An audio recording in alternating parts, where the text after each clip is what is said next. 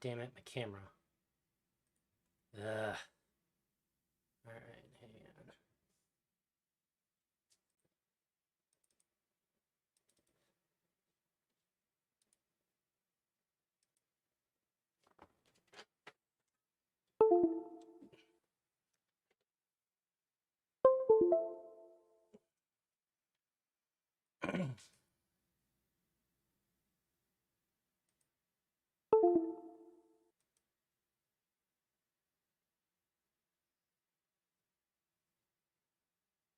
Hey, what up? How's it going, Portland? There we are. There we are. Oh yeah, I guess I should turn off that glaring fucking light. How's it going, buddy? Nice to see you here. Let me turn off this light. Blinding.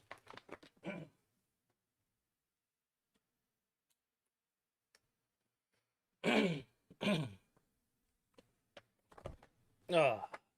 And then I just have to, good God, pull up all my chats. Somebody told me that I shouldn't multi-stream because of my size, but issue is then, how the fuck do I grow my kick?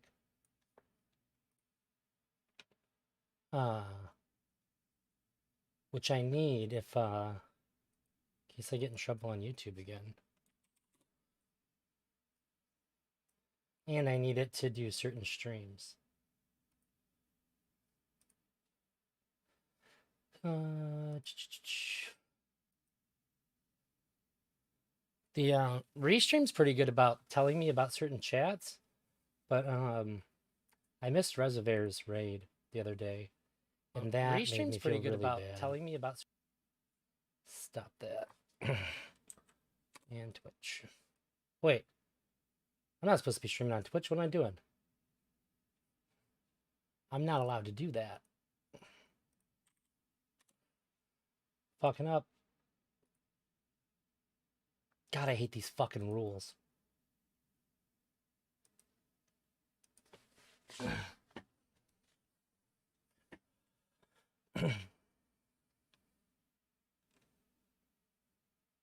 Okay, so this is part 3 of my analysis of this, which is like Erudite's part 1. But she didn't label them as though they were different things. So it looked like 2 copies of the same stream to me. Oh, that's really, really funny. Oh, wait, that's my stream. Good God. You know, I looked at it and I was like, yep, that is what I'm going to be talking about. Yes, yes, indeed. That's probably why I titled it that. Okay. So, this is the first part of the last video that I went over. Oh, Jesus. That means this conversation was how long? They were just like within seconds of each other. So that means they were damn near 6 hours. It was a 6-hour conversation. My God. Let me check my volume. Phelan, it's the same. Okay, yeah, that works. That's good. It's good. All right, yeah, I guess I get right into it. I'm probably gonna take a break part of the way through from the video to talk to people in chat. I want to bring something up and get some feedback, but I'll wait until more people's show up. Oh, also, after I'm out of this poker tournament, I'm gonna put Super Mario Maker up on the screen to compete with this video. Problem I had in that conversation with Jalen. It's the same. It's still the doll review. Again, like the damage you're doing to your own. Okay, so this is actually pause-worthy already.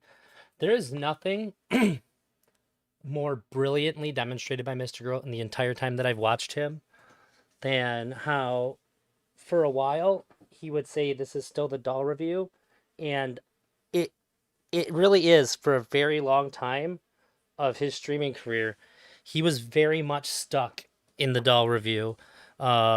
The same way that people treated him about the doll review, the same kind of arguments, everything. The way people interacted with him very much emulated the way that they interacted with him about the doll review. And so I understand how he has felt trapped in the doll review for a really long time. There's even been times where he hasn't said it, and I point out, like, oh, this is literally the doll review. Thank you, lady. It's almost I don't know if the community is like participatory enough to call it like actually a meme, but it is very much like he has said it enough for it to like essentially be like a meme from my perspective. But it is, I think there's a very, very strong element of truth to it that if you ever go back and watch any of his old streams or even sometimes new ones, there'll still be times within the last like 4 or 5 months from like, oh, this is just the doll review. I think it's a very interesting lens to look at his interactions with people through. Of course, if you think that the doll review makes him a bad person, it might be harder to see what I'm talking about. Career and your own profession and the discipline as a whole, unless you just want to be a streamer, is like is incredible to me. I can't believe that you're going to sit here. And then when they were talking about somebody did a crime. I understand from my perspective. Yes. Okay, so let me finish. Okay. But this is why I'm horrified by you. Now it might be worse than I agree. But then you're wrong. But you guys can discuss that. You're okay. insane. Also, does anybody else? I'm sure I brought this up plenty of times, but does anybody else think that Destiny was the most interesting when he was talking to Mrgirl? I thought that a lot when Mrgirl was around. And it wasn't at the time, like there was zero element of like pick a side. By the way, pardon me. Sorry for burping. Like pick a side. Like if you like Mrgirl, then like you're gonna be like you're kind of saying something negative about Destiny or anything like that. I just thought that he brought the destiny out of him. Insane if you think that. What Dude, actually you happened? do reviews. Oh you literally do streams where you do reviews. Where people get... Okay. The fact that you have to go through so much effort to prove, because the facts, when we do a review, we're arguing over the fact of what happened. That's where the investigation is. There is no argument over the fact of what happened with Reckful and Dr. K. Everybody can see the facts. I'm willing to believe you when you say that you didn't lie, but that means that you have created an image of me, probably Dr. K, and what I believe, and then you told people that. Okay, what do you want to... I'll end by saying, this is just like where I'm feeling. I'm really disappointed in Max. I think I thought you were one way based on your art, because I was like a huge fan of your art. I think I've realized you're not that at all. Maybe it changed, I don't know. And that makes me sad. Okie dokie. I think a lot of people that don't like Mrgirl as a streamer, there's still a lot of room for those people to really appreciate the curated YouTube content that he's made. I think that you can hate him as a streamer and still find a lot of value in that stuff. How I became a people pleaser video, which is no secret my favorite one. I've shown that to several people, and more than just them telling me, I know that it's helped them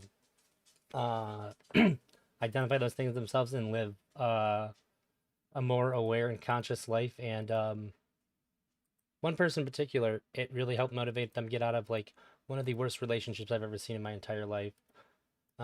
He saw so many of the things that Mrgirl talked about in that video in himself, and he became just like outright disgusted with himself for letting that happen to him. And it was the next day after he watched it and talked to me about it in depth that he finally got out of there. Okie dokie. Hello? It was so bad that she ended up going to jail for a domestic. That like how that is not very common that the woman isn't going to jail. It was like it was like really fucking unhinged. It was really bad. Oh. Hello. I agree. The frictions from these conversations is far more interesting than any garden variety political content. It feels more sincere and less motivated. Yes. That's what Mr. Girl brings to the table. Oh my god. I just got a straight flush. Oh, that poor son of a bitch. I just won with a straight flush, and the other person had an ace high flush. In their mind, they guaranteed to have won. I feel bad. Yeah,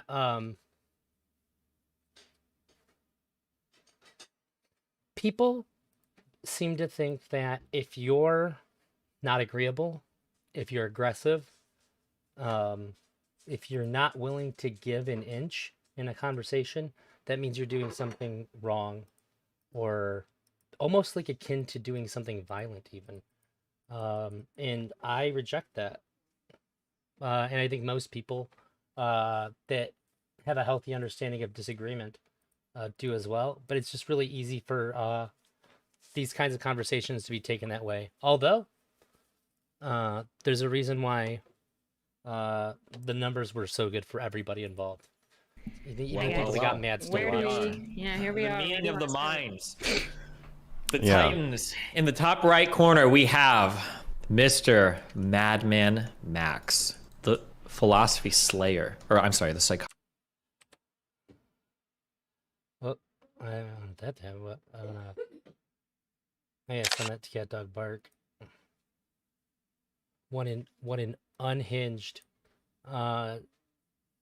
super chat. I love it. psychology slayer and philosophy slayer. In the bottom, Yeah. we have That's too potentially good. his next victim. Not so erudite. Would you guys like to introduce yourselves and what brings us together here today? I don't want to introduce myself, but you can, if you'd like. I feel like that introduction was sufficient. Potential next victim of Mr. Erudite. I'm down for that. Okay, well. Am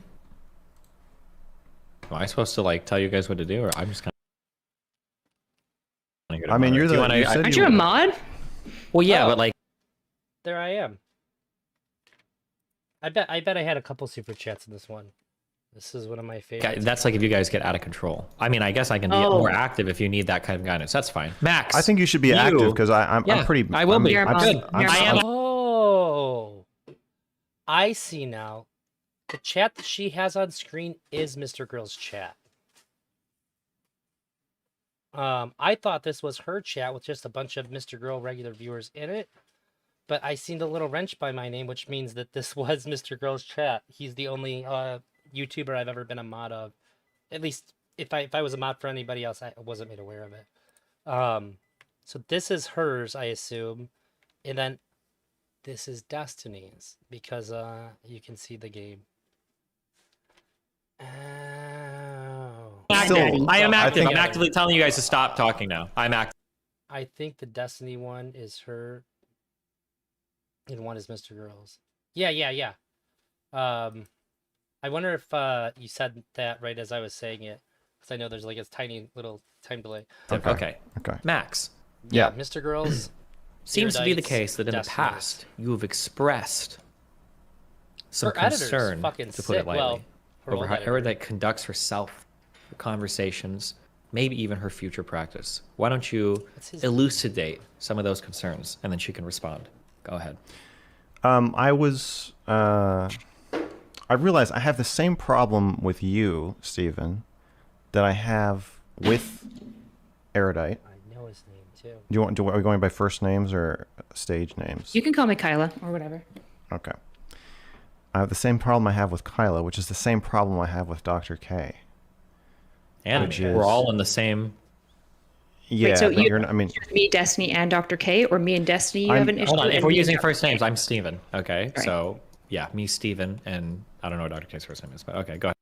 Oh, since they brought it up, out of sort of a morbid curiosity, I think I agree. I'd probably say at least 80% with Mr. Girl about the Dr. K stuff.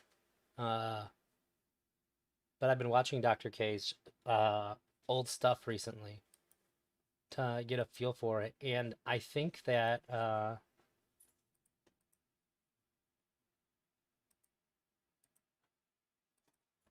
one of the most I want to say it's like I feel like it's all honest. I think one of the things that's like cuts to the truth of the matter the most that Mr. Girl described it as is it's like let me say it's like trauma porn. It is. It's it's pretty addicting content. Um although when people do get really upset and stuff, that's that I get uncomfortable, but it's not like I turn it off either. I think I think it's probably not great for me to be watching it, but I have been. Yeah, I find it hard to watch Erudite videos. Maybe this one will be different. She always seems to have seething rage at Mr. Girl right underneath the surface. I think sometimes it comes out. I don't know if it always stays under the surface. Yes, so I'm but I think you probably appreciate that. yeah, I'm more. angry at all of you for the same thing. I realized there's a common thread here of this kind of protected, wanting to have it both ways, but not really being willing to take a solid stance of where you are. So with you, Stephen, it's where I stand with you. With Kyla, it's where Dr. K stands with you, and with Dr. K, it's where Byron stood with him. Now, as a doctor, there is a ethical requirement that it's not just like interpersonally frustrating. It's a actual professional requirement that people's lives depend on, that the patient knows if they're your patient, and they know when and how that relationship begins and ends. And it is a bedrock ethical principle of therapy and psychiatry. And so my problem with you, Kyla, was, well,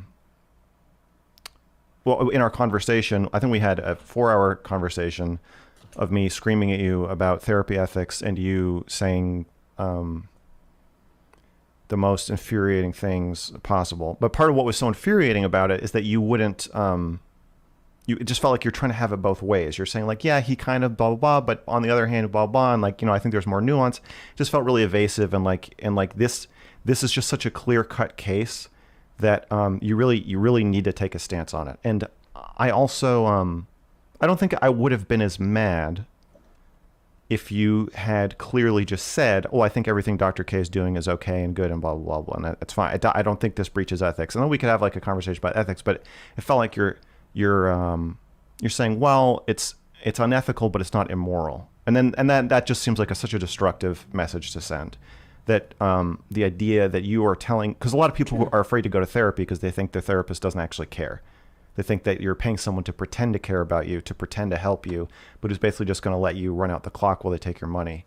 And it seems like it's so antithetical to what I'm trying to communicate about therapy. And then, and then Stephen, I feel like you did this. I feel like you fucked me. You fucked me in our last conversation, and you've been fucking me since then, where you won't, you get the loyalty and warmth from me of being like friends or friendly colleagues or whatever we are. But I don't really know what we are. That's part of the problem. But then you also get to kind of throw me under the bus and call me abusive. But then you also get to do it in a way that makes it sound like you're not really doing it. And then you get to start this rumor about me, about how I don't let my girlfriend have a phone. But you do it just by asking a question. You're just asking questions. You didn't say it. You didn't start it. But you just think there's like a 80% chance it's not, or 20% chance it's true, or 30%. It just feels like nobody is putting their fucking foot down and saying where anything is or what anything is, how they feel about anything. And it all goes back to fucking Shaylin. It's the same problem I had in that conversation with Shaylin. It's the same. It's still the doll review. It's all still the doll review. It's still me asking Shaylin like, will you be my doll or not? And like just come up with an answer. And it's like every which way I look, somebody's like kind of pulling the rug out from underneath me, and they're like, well, no, I'm not. Hey, no fear at Footfalls or the Gods. I saw that you recently subscribed. Thanks for being here.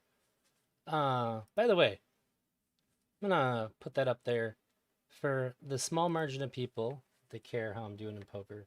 I was just gonna put up the standings there. I'm not doing that. So I feel like anyway, back to Kyla. I feel like that happened in our conversation as part of what drove me so fucking insane about it. Is I just Froggy didn't feel Style. like you Pause button you don't didn't work. Froggy Style, thank you very much for the membership, buddy. I always appreciate you so much. I just want to point out to you, it also I guess informs people if this is up here that I am playing poker while this is going on. So that's why maybe I'm like looking back and forth. you didn't seem to have like a cohesive Thank you very stance. much, Wow. Well, how do you feel about that, Kari? Carrie? Kyrie? How do you pronounce your name again? Just whatever your dad calls me. buddy. Okay, Okay, bitch. bitch. How do you feel about that? Classic. Sorry. I don't think I'm evasive at all. I think something like, so for example, in our conversation, we started with what is therapy? And you wanted it to be really clearly defined. And I said, basically, definitions are arbitrary. Probably what is therapy includes some sort of contract, which is typically the case in most therapeutic relationships, that there's a contract established and signed by both parties. But Edge case in Mr. Girl's chat said Shaylin's manipulation runs deep. And I gotta say, I read a subreddit post a long time ago, and I rarely go there. I went there more in the last week than like any other time. And somebody laid out this theory that like basically they blamed Shaylin for everything that Mr. Girl had done, and like they provide no real evidence, but there did seem to be a coherent connecting of dots. Now I wouldn't make that claim ever, but like it was very interesting to see something that wasn't just like a psycho. I think the person actually believed it. I guess is what I'm trying to say. I thought it was really interesting. But the idea that definitions in and of themselves aren't somewhat arbitrary and therefore also complex and nuanced, I'm not really sure what to do with this, right? I wasn't evasive at all. Yes, the puppet mistress. And I guess that the only thing that like really made me take it seriously is that Mr. Girl has said like a lot of things about Shaylin that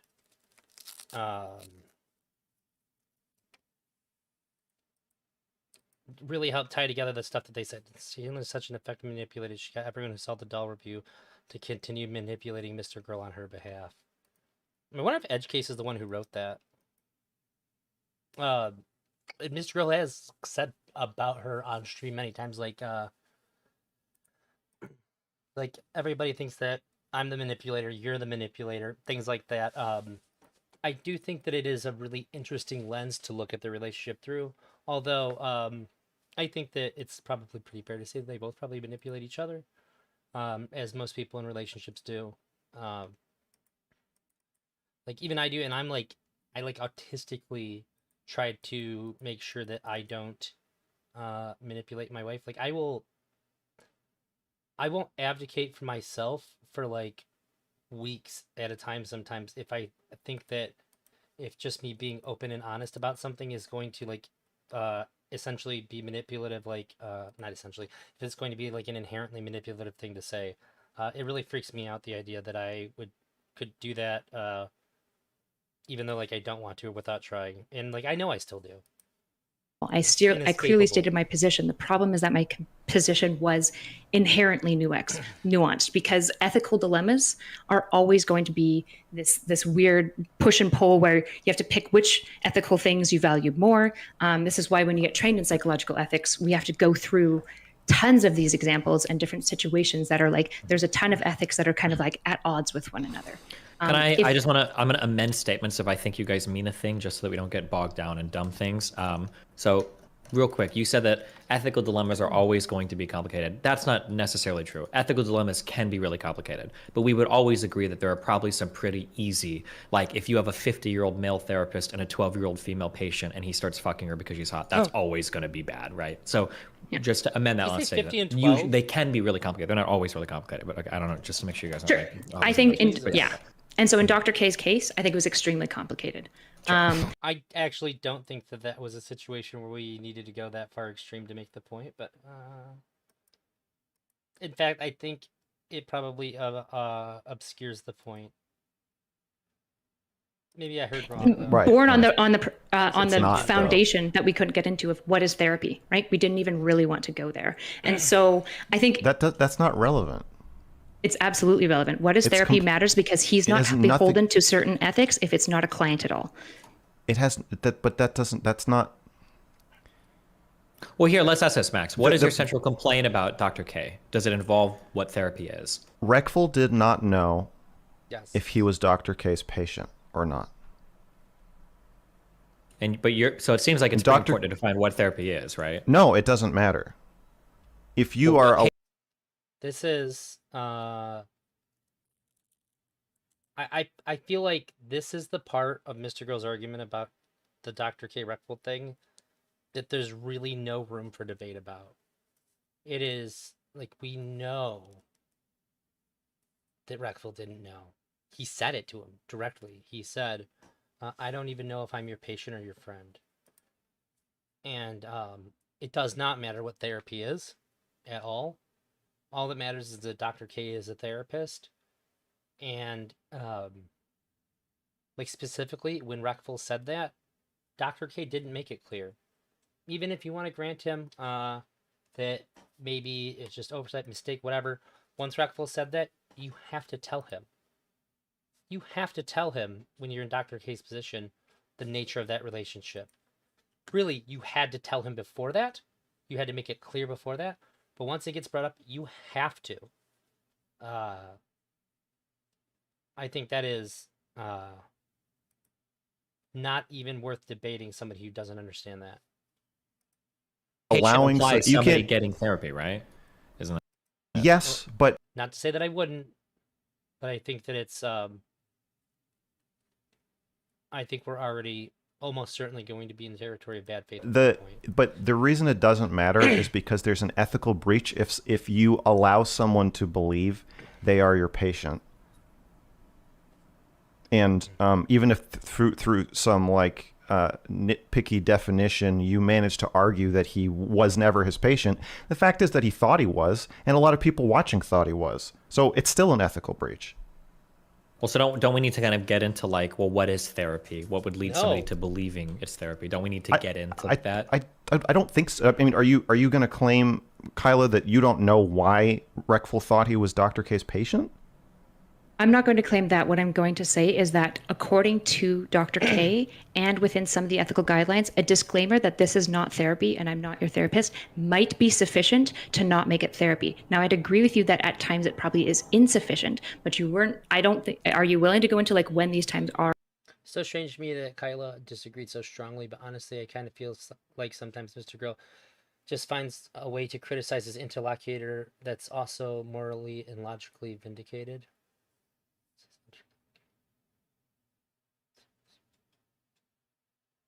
Like he arrives after he's already decided to argue with them, and that's frustrating for Kyla and won't let him have it.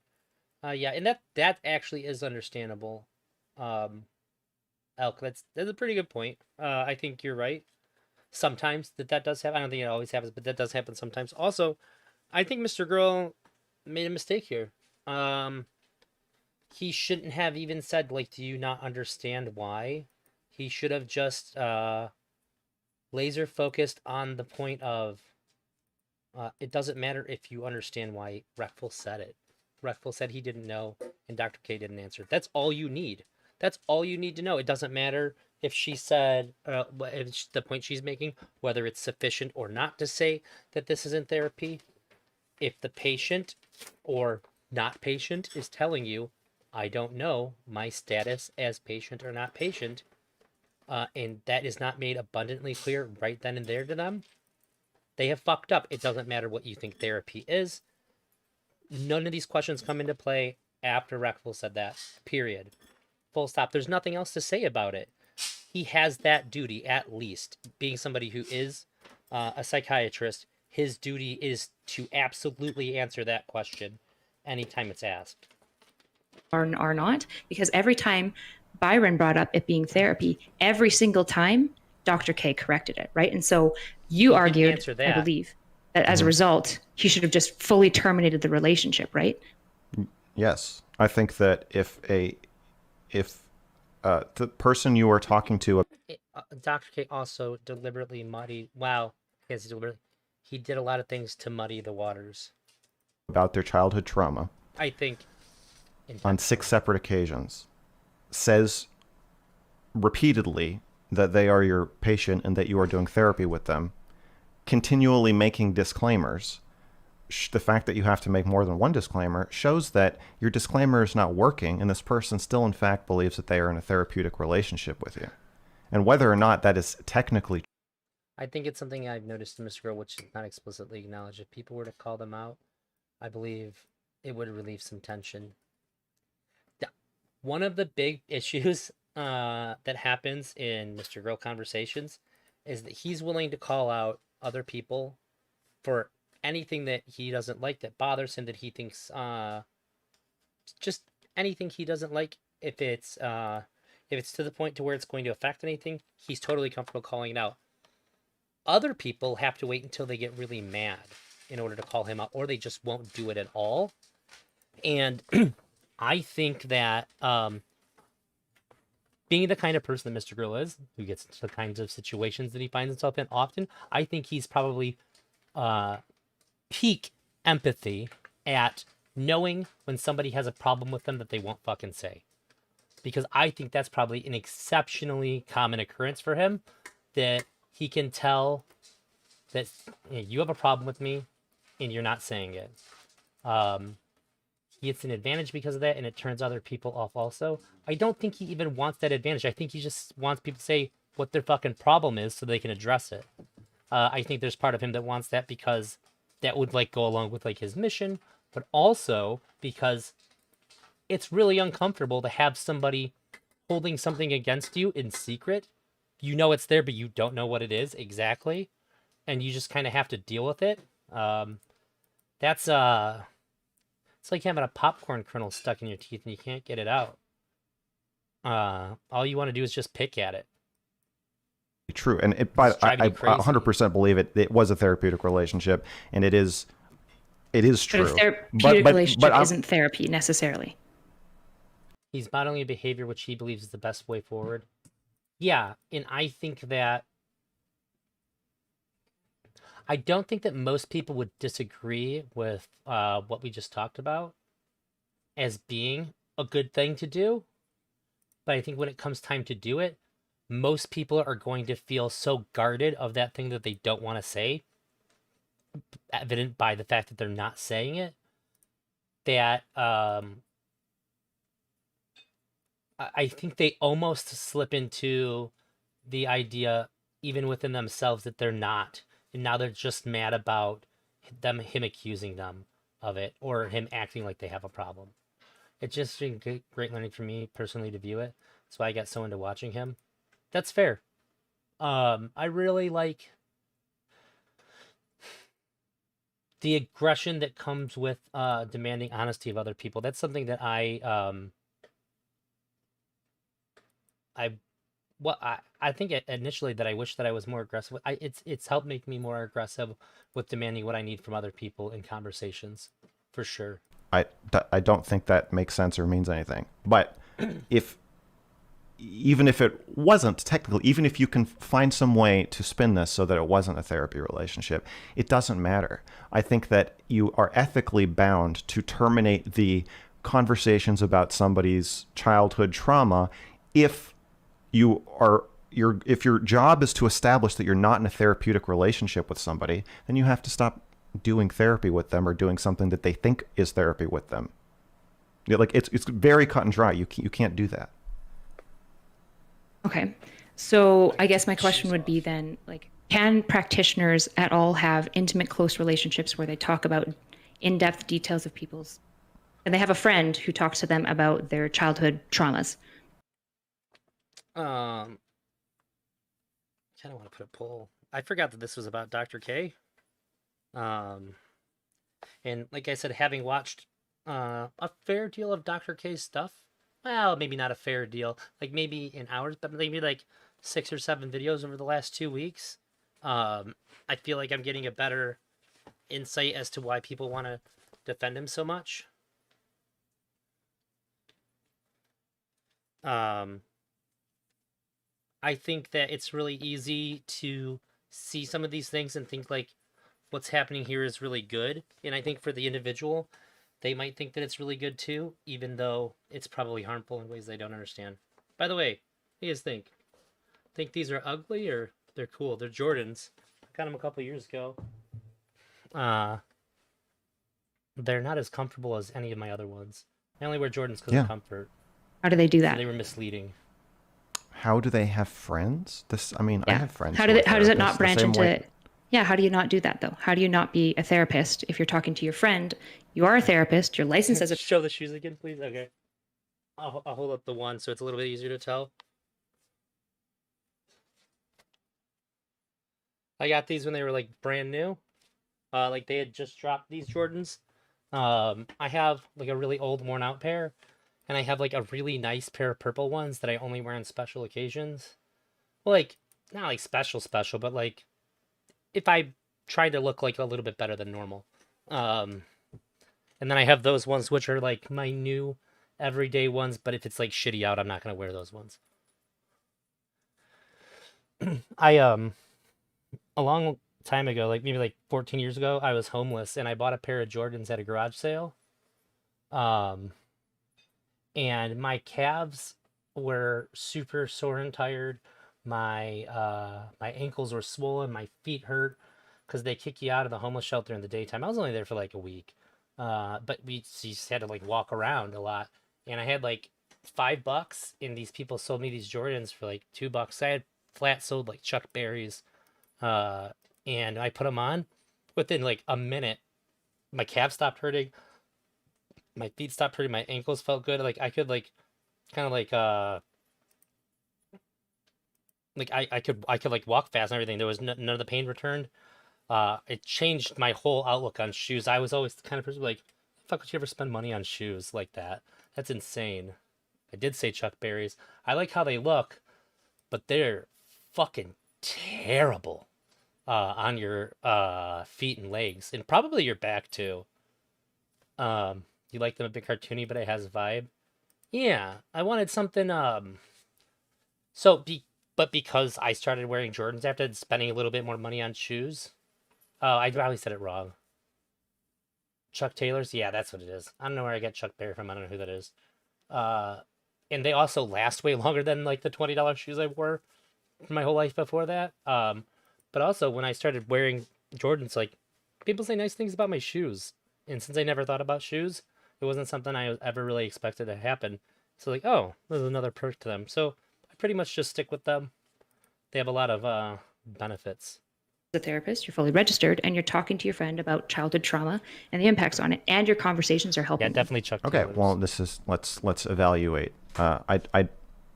This just seems kind of inherently obvious to me, but if you want to go through the like hallmarks of a friendship versus a therapeutic relationship, let's. Chuck Berry is a black rock star in the 50s. Oh, I'm super bad with names, dude. I'm super bad with names. Yeah, Chuck Taylor's. My first ones that I had were high tops, which I really like because I got.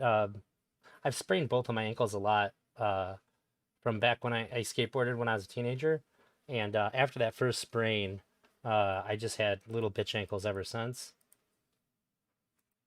Remember that scene in Back to the Future? It's me, your cousin Marvin. Marvin Berry. I feel like I have the memory of it, even if I can't actively like pull it up in my brain. Also, sometimes when the last person who chats, part of the last word they say is cut off by the stupid heart in the corner of the YouTube chat. See, very annoying, they so I have to would scroll up to have to see it. have a relationship beyond the context of discussing the mental illness of one of the parties of the relationship. Yeah. So this is going to be a pretty easy slam dunk for me because every single conversation we've ever seen Dr. K have with Byron is actually labeled talking about depression with Reckful.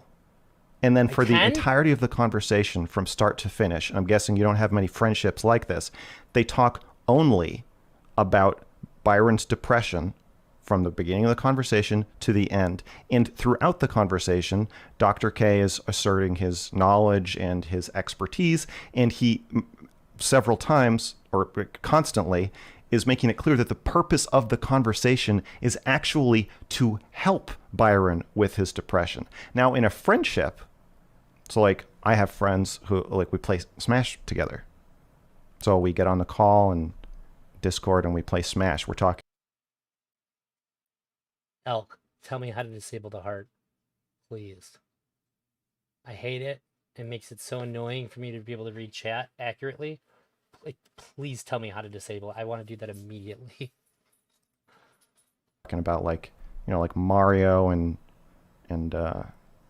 Banjo Kazooie, and we're talking about like the Batman and if it's a good movie, and then sometimes one of us will say, oh, you know, I had a The Batman was a good movie. I just watched it again last week. really bad week, or I'm having some problems in my relationship or with my friendship or with my family, and we'll talk about that. But even if that person is a therapist, that we're not doing therapy, because it's even though the conversation at times you can say to somebody like, oh, I'm mad at you, and or like, oh, I'm listening. Michael J. Fox playing Johnny B. Good at the Enchantment Under the Dance. It's iconic for its whitewashing. I remember that scene, but I didn't know that was whose song it was. To you, or I care about you, blah blah blah. You can have By the way, like the stream, please. I appreciate it. exchanges that could fit into a therapeutic conversation, but to enter this conversation saying that you, again, that you're like the damage you're doing to your own career and your own profession and the discipline as a whole, unless you just want to be a streamer, is incredible to me. I can't believe that you're going to sit here and start out with this ridiculous, I hope, straw man where you're implying that you can't tell the difference between therapy and two friends talking. Okay, hold on. Let's bring the temperature down a sec. Okay. Don't need any accusations of bad faith. Not here, okay? But the good faith accusation is worse. No, well, okay, If you so I said think that in good faith, it is worse than if you said it in bad faith. Well, no. It is, I don't it think is she's- better if you're a she's- hold liar on. than if you are like this clueless No. about. The problem is that you've asserted something. It seems like without explicit justification. So she's probably asking for what your justification is to continue the conversation, because she's not just going to assume why you think something is wrong or bad. She's going to ask you. Now you've given a pretty clear answer, right? That Mr. Girl is punching your day right now. I'm a sneaker guy tuned in to an autistic degree. My favorite sneakers are Nike Air Max, black, white, Persian violet, or other colorway. It's really 90s dance music scene. Oh, he levied something pretty bad towards her. Shit. why you think. No, well, I will- If you so I said think that in you- good I faith, think it is you- I worse think than you- if you said it in bad faith. I was trying to figure out how to remove this heart. Thank you for pointing it out. Yeah. Sorry. Just doubled up in for big window. Oh. I see. Do you think Nike Airs are as comfortable as Jordans are? I don't know anything about shoes. Nothing.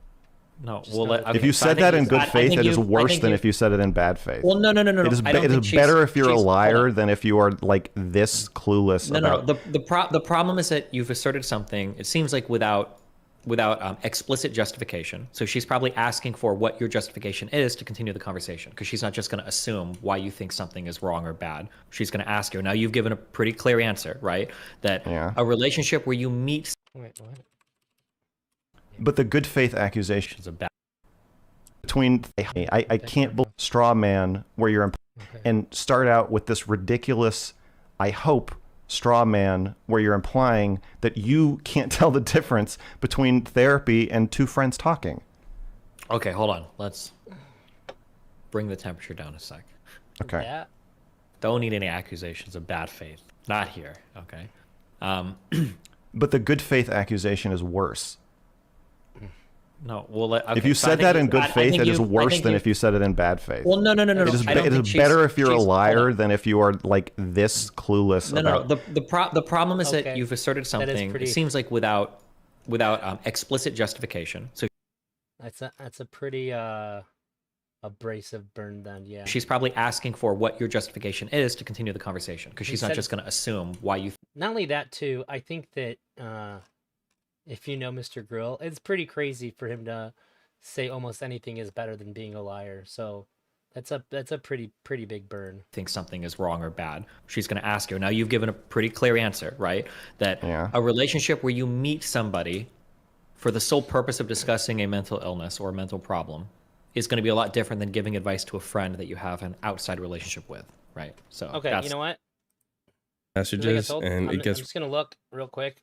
There's this little clip that tells me how to really do it. annoying. But I got a simple fix on how to hide this heart emoji altogether so it's not in the way anymore. So let's get to it. Okay, so the first thing you want to do is you want to go over here to this heart, hover over it, and that's going to have the emojis pop up. Next, you want to right click this section, and you want to go down here and select inspect. That's going to bring up the DevTools window. You want to scroll down just a little bit till you come to this section, collapse button. I like to use this section as a reference, so this way you know you're in the right place. You want to go one more down and select this div section. It's going to have 2 equal signs. Oh, okay. Easy enough. That's what he's provided, Erudite. Right. The issue is that they also talked off stream. We don't know what they talked about. We also know that they talked about games. They talked about outlook on the world. They talked about ontology. They talked about Dr. K's dad and all that stuff with Dr. K's All of this dad. was in the context of bringing it back to talking about Byron. Sure. The game they But- talked about in the first session is Byron's game that he's making, and then he makes Byron cry by telling him he's making the game to rescue his 5-year-old self because he has this scar that is his dharma, and he has to heal from the scar if he wants to stop being depressed. They talked about like WoW and stuff like that too. Like it They didn't talked always about go WoW back. Like as a sometimes it just talked 5-second, about as a interests. no, not really. No, they talked about WoW as like a 5-second introduction to how Dr. K knew who Byron was already. I mean, He does that with every streamer he talks to. He starts out saying, "Oh, I was a fan of yours back in blah. Here's this game you used to play that I used to play anyway." sure. Would it have been okay if Dr. K decided that he was a mentor? I am a psychiatrist. I'm a doctor, and I'm going to mentor you. And in the mentorship, we're going to talk about how to treat your depression. We're going to talk about Mentorships are usually one-sided for the most part, yeah. Yeah, so we're going to have a one-sided relationship where I'm going to treat your depression as your mentor, not as your doctor. We're going to talk about what medications you've taken and haven't taken and why. We're going to talk about your diagnoses you've received from other doctors, and I'm going to disagree with those diagnoses and actually provide you with a new diagnosis. Doesn't And we're provide a going new to- diagnosis, but yeah. He told him he had borderline. Said, I'm not diagnosing you with borderline, but this is something that's effective in treating this, which obviously mental health is a spectrum. You can have something like a treatment to borderline be helpful to somebody who isn't diagnosed with borderline. Okay, I don't think you have pneumonia. You just seem like you might. I think it's relevant. And the treatment for pneumonia is antibiotics, and I'm going to prescribe you a bottle of them right now. Not because I think you have pneumonia, though, but you should take these. I would So say two that's things I would say I'd correct here. I would say that's a much like the therapy that is a diagnosis. It's just an unethical diagnosis. So Do I you would think, just, can I provide a counterpoint to that? Just curious to test that, because I agree with what you just said. That would sound fucked up, right? Like, I'm not saying you have cancer, but here's a chemotherapy pill that I prescribe sometimes. Let me try that, right? Something Yeah. that I've said oftentimes is somebody might say like, oh, like, I have a lot of trouble dealing with like a feeling that I get whenever I go to work. And I might say something like, oh, like I had a friend I got rid of it. and she had like, I get rid of the heart.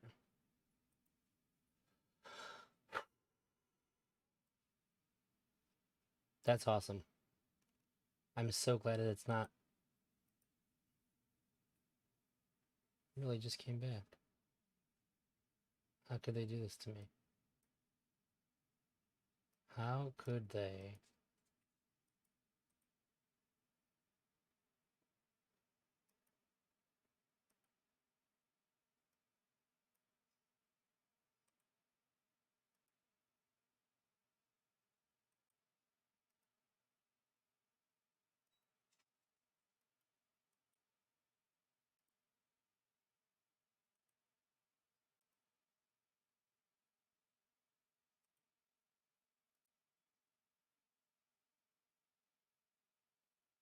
There we go. This girl's destroying Erudite, and Destiny's chat is saying she should drop this argument.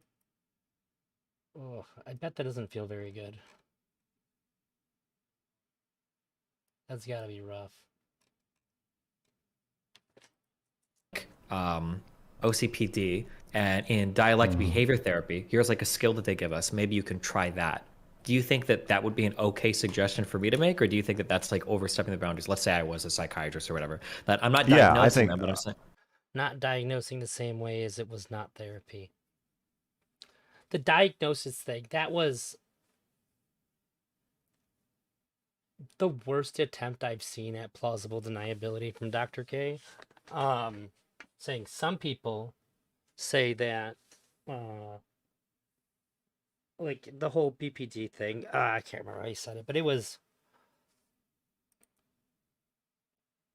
a little bullshit. It was really absolutely really it's bad. inappropriate. I think that mentioning a diagnosis as a psychiatrist when talking to a patient, the patient is going to assume that you're diagnosing them. And we know that Byron Somebody said Steven's moving the chess pieces forward. assumed he was diagnosing him because he tweeted out like a Jeez. week later, I just got diagnosed with borderline.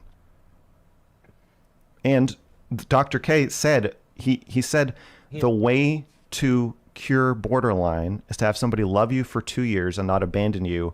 Yes. So There it is. I will be that person. I will be that person for you. And the word I so, agreed on you was really unethical. Right? I'm not saying it's unethical. I'm saying it's a diagnosis. The word so Yeah. in that context means I've made the disclaimer, just like, I mean, like, again, like you can reach your hand down somebody's pants and say, I'm not molesting you. But if you, it doesn't, saying you're not doing what you're doing doesn't mean you're not doing it. And when you're a doctor, all it does is slap on another ethics violation.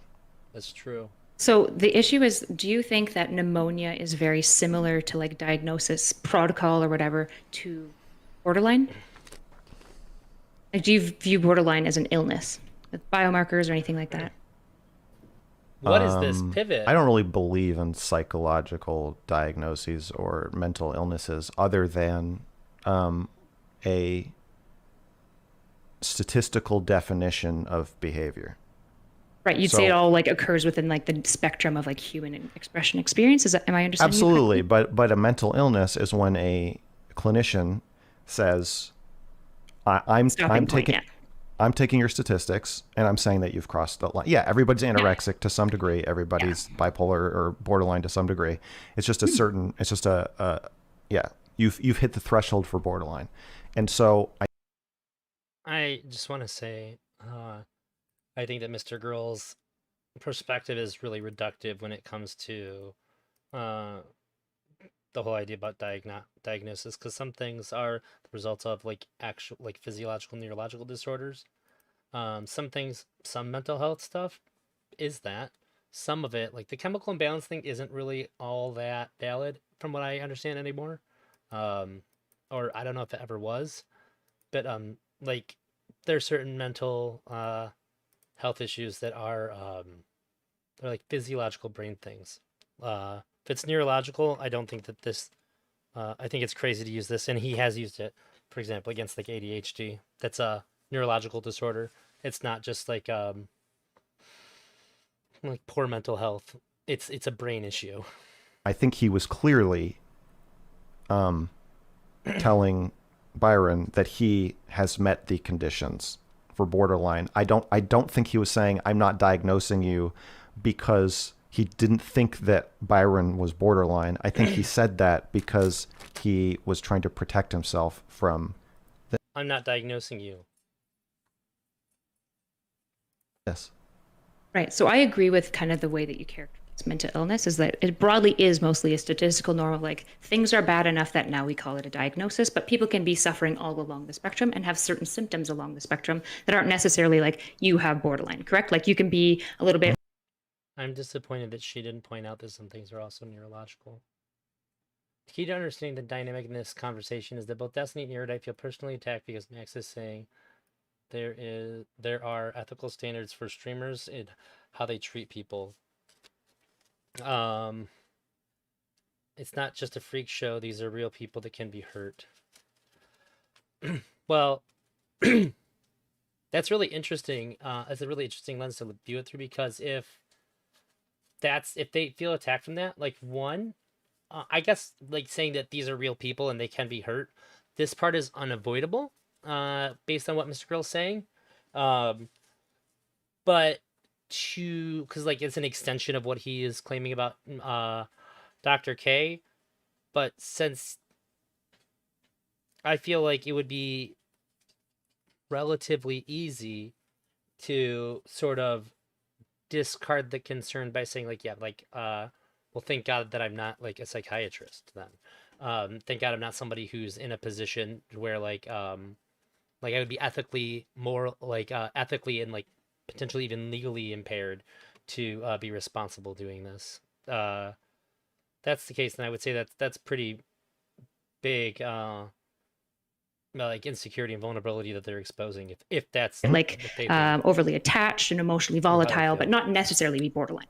Well, Yeah. Erudite's upset because Mr. Girl made her look bad by screaming about her prior. And I mean, I think- probably Well, I even think- to be clear here, I think Max, what Max is saying is he goes a step farther and he said, like, there is no such thing as borderline. There's just a huge spectrum of human experience, and once you hit some arbitrary threshold, psychologists call it borderline. But in reality, Yes. these are all just where people fall on the spectrum. okay, right. Absolutely. So the difference between that and pneumonia is that when you have pneumonia, there's very distinctive biomarkers. It's much more biological. In Mr. Girl's opening statement, he even said that Dr. K, not Erudite, and Destiny were doing a similar thing, but it was much worse because there is more clear and ethical standards for doctors. Remember the doll review? Yeah, that's what I'm saying. But if I were Destiny in that position, I'd be like, sure, it's similar. Like, like, even in, like, the Destiny style, I think that the best thing for him to say would be like, sure, I think that it's similar, but because I'm not a doctor, I think that these things can be similar, but the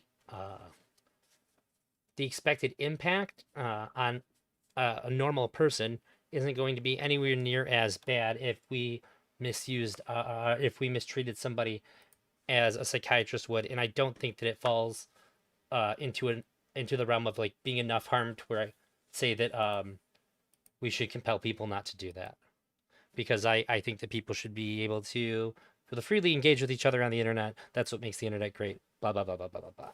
Like, it's very, very defensible by just Mr. Girl saying they're similar. I don't think that it's all that damning, and it's pretty easy to navigate away from that kind of criticism, and, like, to a degree even justifiably so.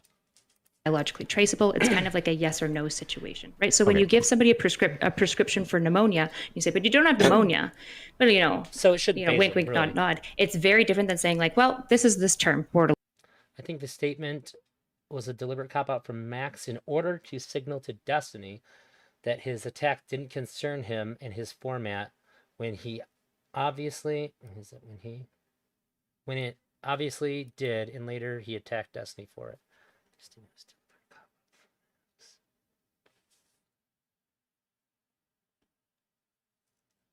I don't know what you mean.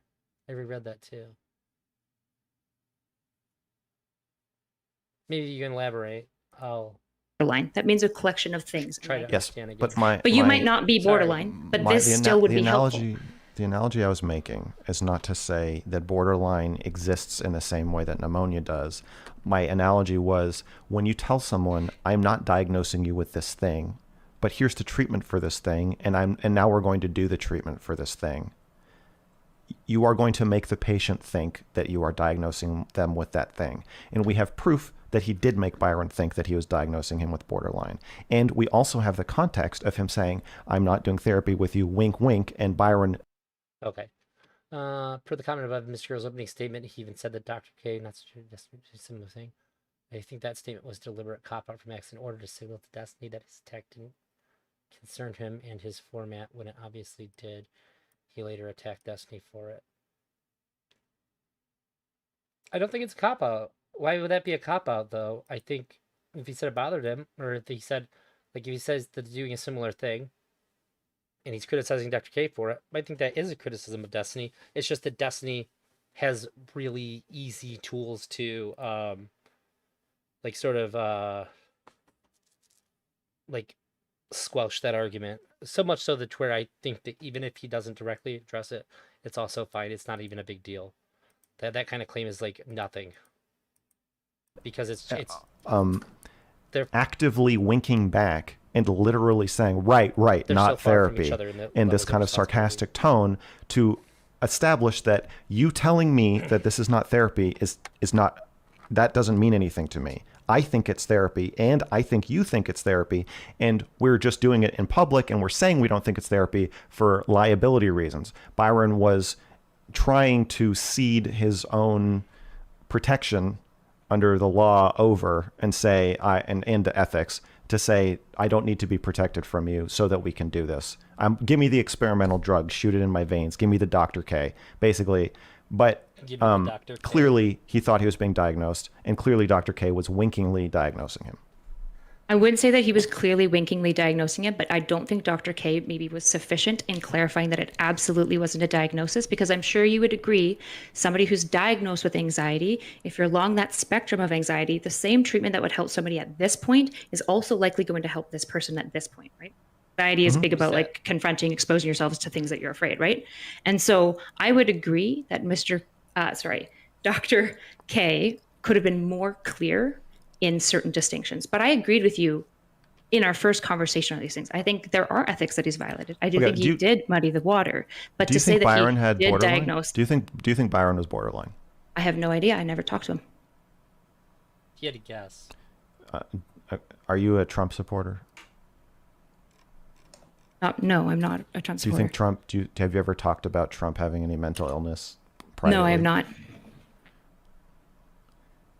So you feel that you need to talk to somebody in order to have an opinion on whether they're mentally ill? Yes, ideally. So at a professional level, yes. I'm not talking about a professional level. I'm saying just personally. So I'm not you asking and to make Destiny could. Yeah. Absolutely. You guys could speculate all day long. Okay. When professionals come out and say it, it's different. I get that that's where you're going, and which is why I said Dr. K. No, could have that's made it more clear. that's not where I'm going. I'm saying I actually want to know, and it's fine if you can't answer the question because you think it would violate ethics. That's fine. That's different from you need Yeah, it's like a clear APA ethic violation. Like you cannot publicly, as a practitioner, Yes, that's comment fine, on but that's random saying people's I'm not going diagnoses. to answer that is different from I know, even if somebody like puts their whole family in a blender and then drinks it, I can't say that that person's mentally ill because I haven't talked to them. Like I get that you can't say it publicly, but you're saying you don't have an opinion. She says yes, like Destiny. I'm not sure I follow on that one. So what are you I want to be asking clear me real here? quick too, because you changed that a little bit to, do you think Mrgirl is borderline, to do you think he has a mental illness, for that analogy, just to say that was a little bit different, but. Right. So I would say mental sure, illness, but I wouldn't say borderline. I'm not asking you I'm not asking you to say it. I'm pointing out that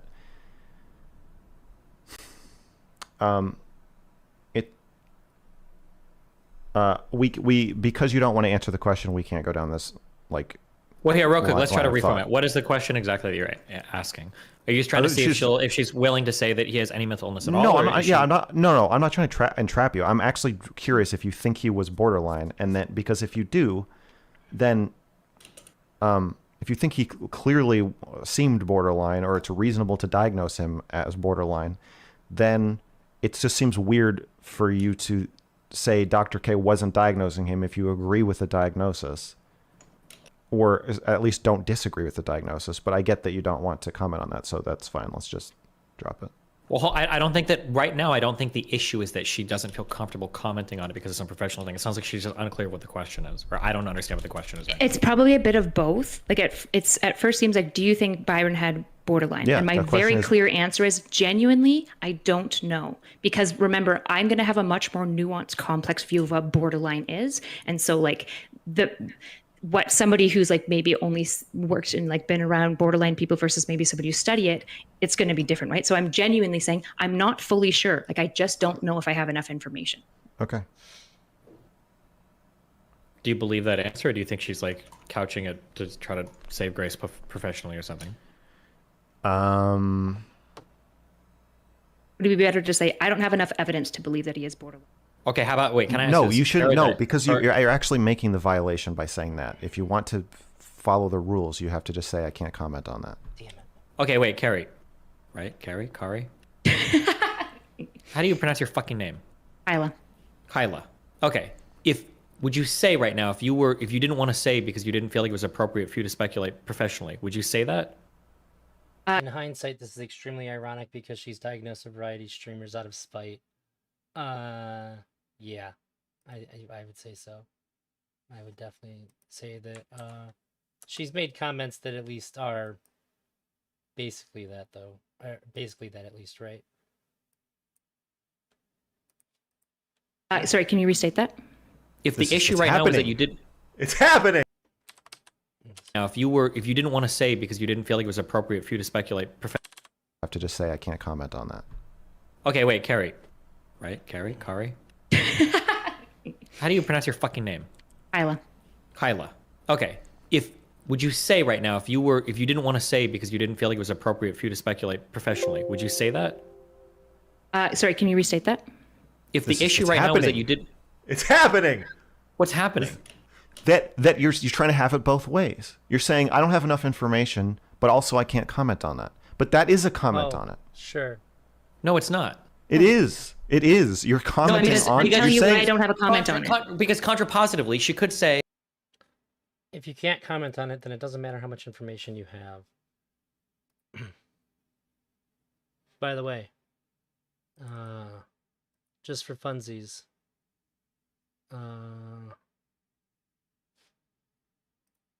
check out this clip. It's relevant. I'd rather see. No matter how much better it I'd makes your also life. rather see Dr. Gay. Dr.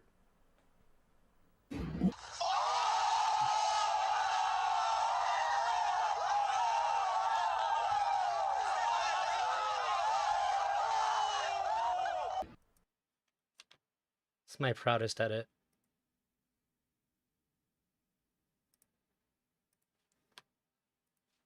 Okay, I'm sorry. I do have enough information, but I won't make a public comment on it. But that would be a is perfectly also valid answer. that's also a public comment on it. You're No, it's commenting. not. That's not a. It is okay. No, no, The reason it's a ethical violation. violation is doing the diagnosis, not saying if there's enough information to have a diagnosis. Like if I were to ask a doctor, hey, let's say that I showed you a guy with like 52 different symptoms of cancer. Do you think you'd have enough information to say if he has cancer? Nobody asked her if she had enough information. She said, I can't comment, and then said, I don't have enough information, which means she could. That's all he's trying to say. I don't feel like that's very contentious. The doctor might be like, yeah, I think I would. But that's a fundamentally different question than saying like, hey, here's all this stuff. Do you think he has Say cancer? yeah, and then okay, them yes, saying but- yes or no. Those are fundamentally different questions. Selective professionalism is Kyla's brand of selective mutual. Oh, mutism. Even if they seem similar.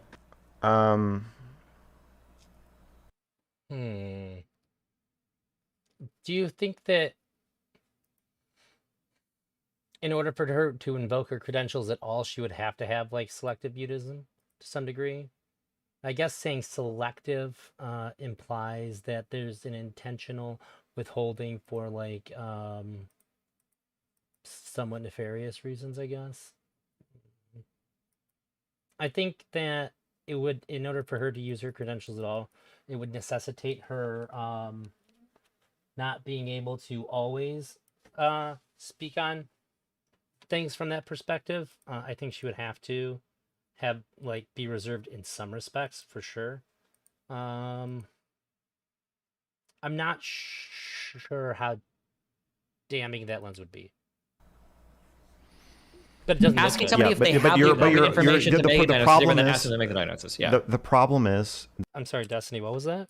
Asking somebody yeah, if they but have the you're- appropriate information to the- make a the diagnosis is problem different than is- asking them to make the diagnosis. Yeah. the problem Okay, is I don't know. that you're taking somebody who has dumped a ton of information about themselves out in public and saying we all have the same pool of evidence, and looking at it, there isn't enough evidence to make a diagnosis, but that is still giving information about whether or not you think he is borderline. It's still you're still answering the question. You're still giving information about your.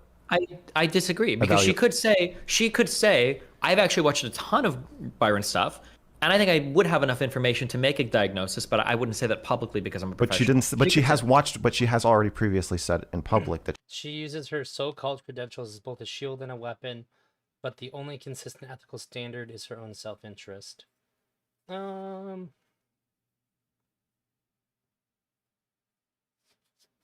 don't know. This is like a genuine I don't know. I watched quite a bit of her stuff like well over a year ago, but I haven't seen too much.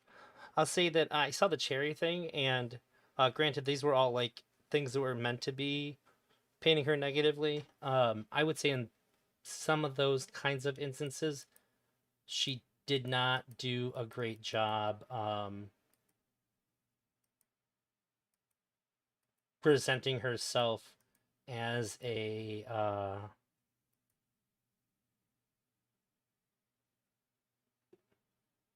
person who is a professional in the field, having like respect for the profession and the way that she engages. But look, I guess my issue is that so she is a streamer. Whether you agree or not, let's just suppose that she does have some kind of the credentials that she says she does. I don't know how rigidly adherent I could expect somebody to be with that, being in this space. However, I will say that sometimes when it seems like those standards do drop, it does come off as pretty unhinged. But like, in all fairness, show me a streamer in this space who hasn't had those moments. I don't think I'm gonna hold her to a different standard of like unhingedness because of her espoused credentials, because I don't know. I think that the credentials that she does have, like at least like academic, like what's on paper, are a bit stretched at times. But I think that she also has like, I think she has experience in the field that would be better to refer to rather than exactly what's on paper. As far as like academic credentials, because I think she has a pretty decent experience in the field that she could lean on to make some of these claims. And it would be, I think it would be much better if she leaned on those. I remember the first conversation between Mrgirl and Kyla was so sweet and vulnerable. Then she later decided she was abused by Mrgirl and got mad at him ever since. Kinda the same happened with. she has So, watched Max, all. I'm One of its personality type clash thing. I already did a video on the Stardust thing. I don't want to go back down that road, but I understand what you're saying. I think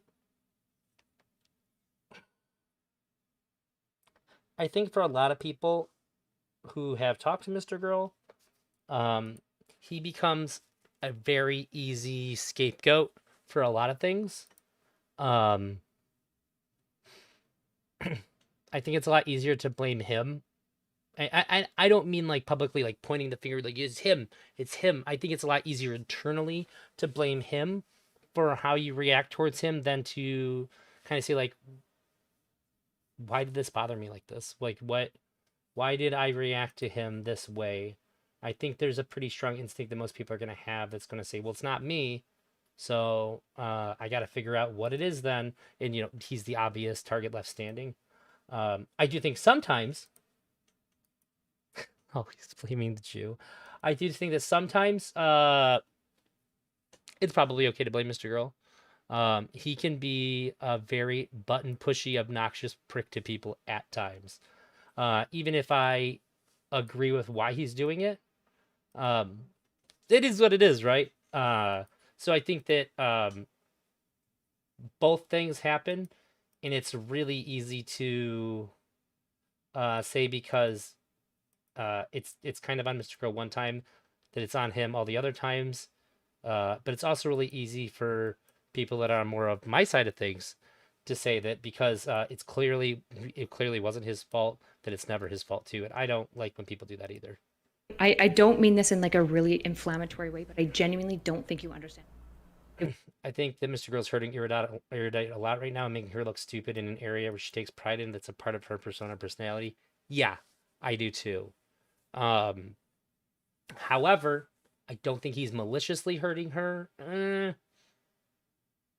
in any way that she's not. I think everybody's participating in this conversation is sort of agreeing for and signing up for the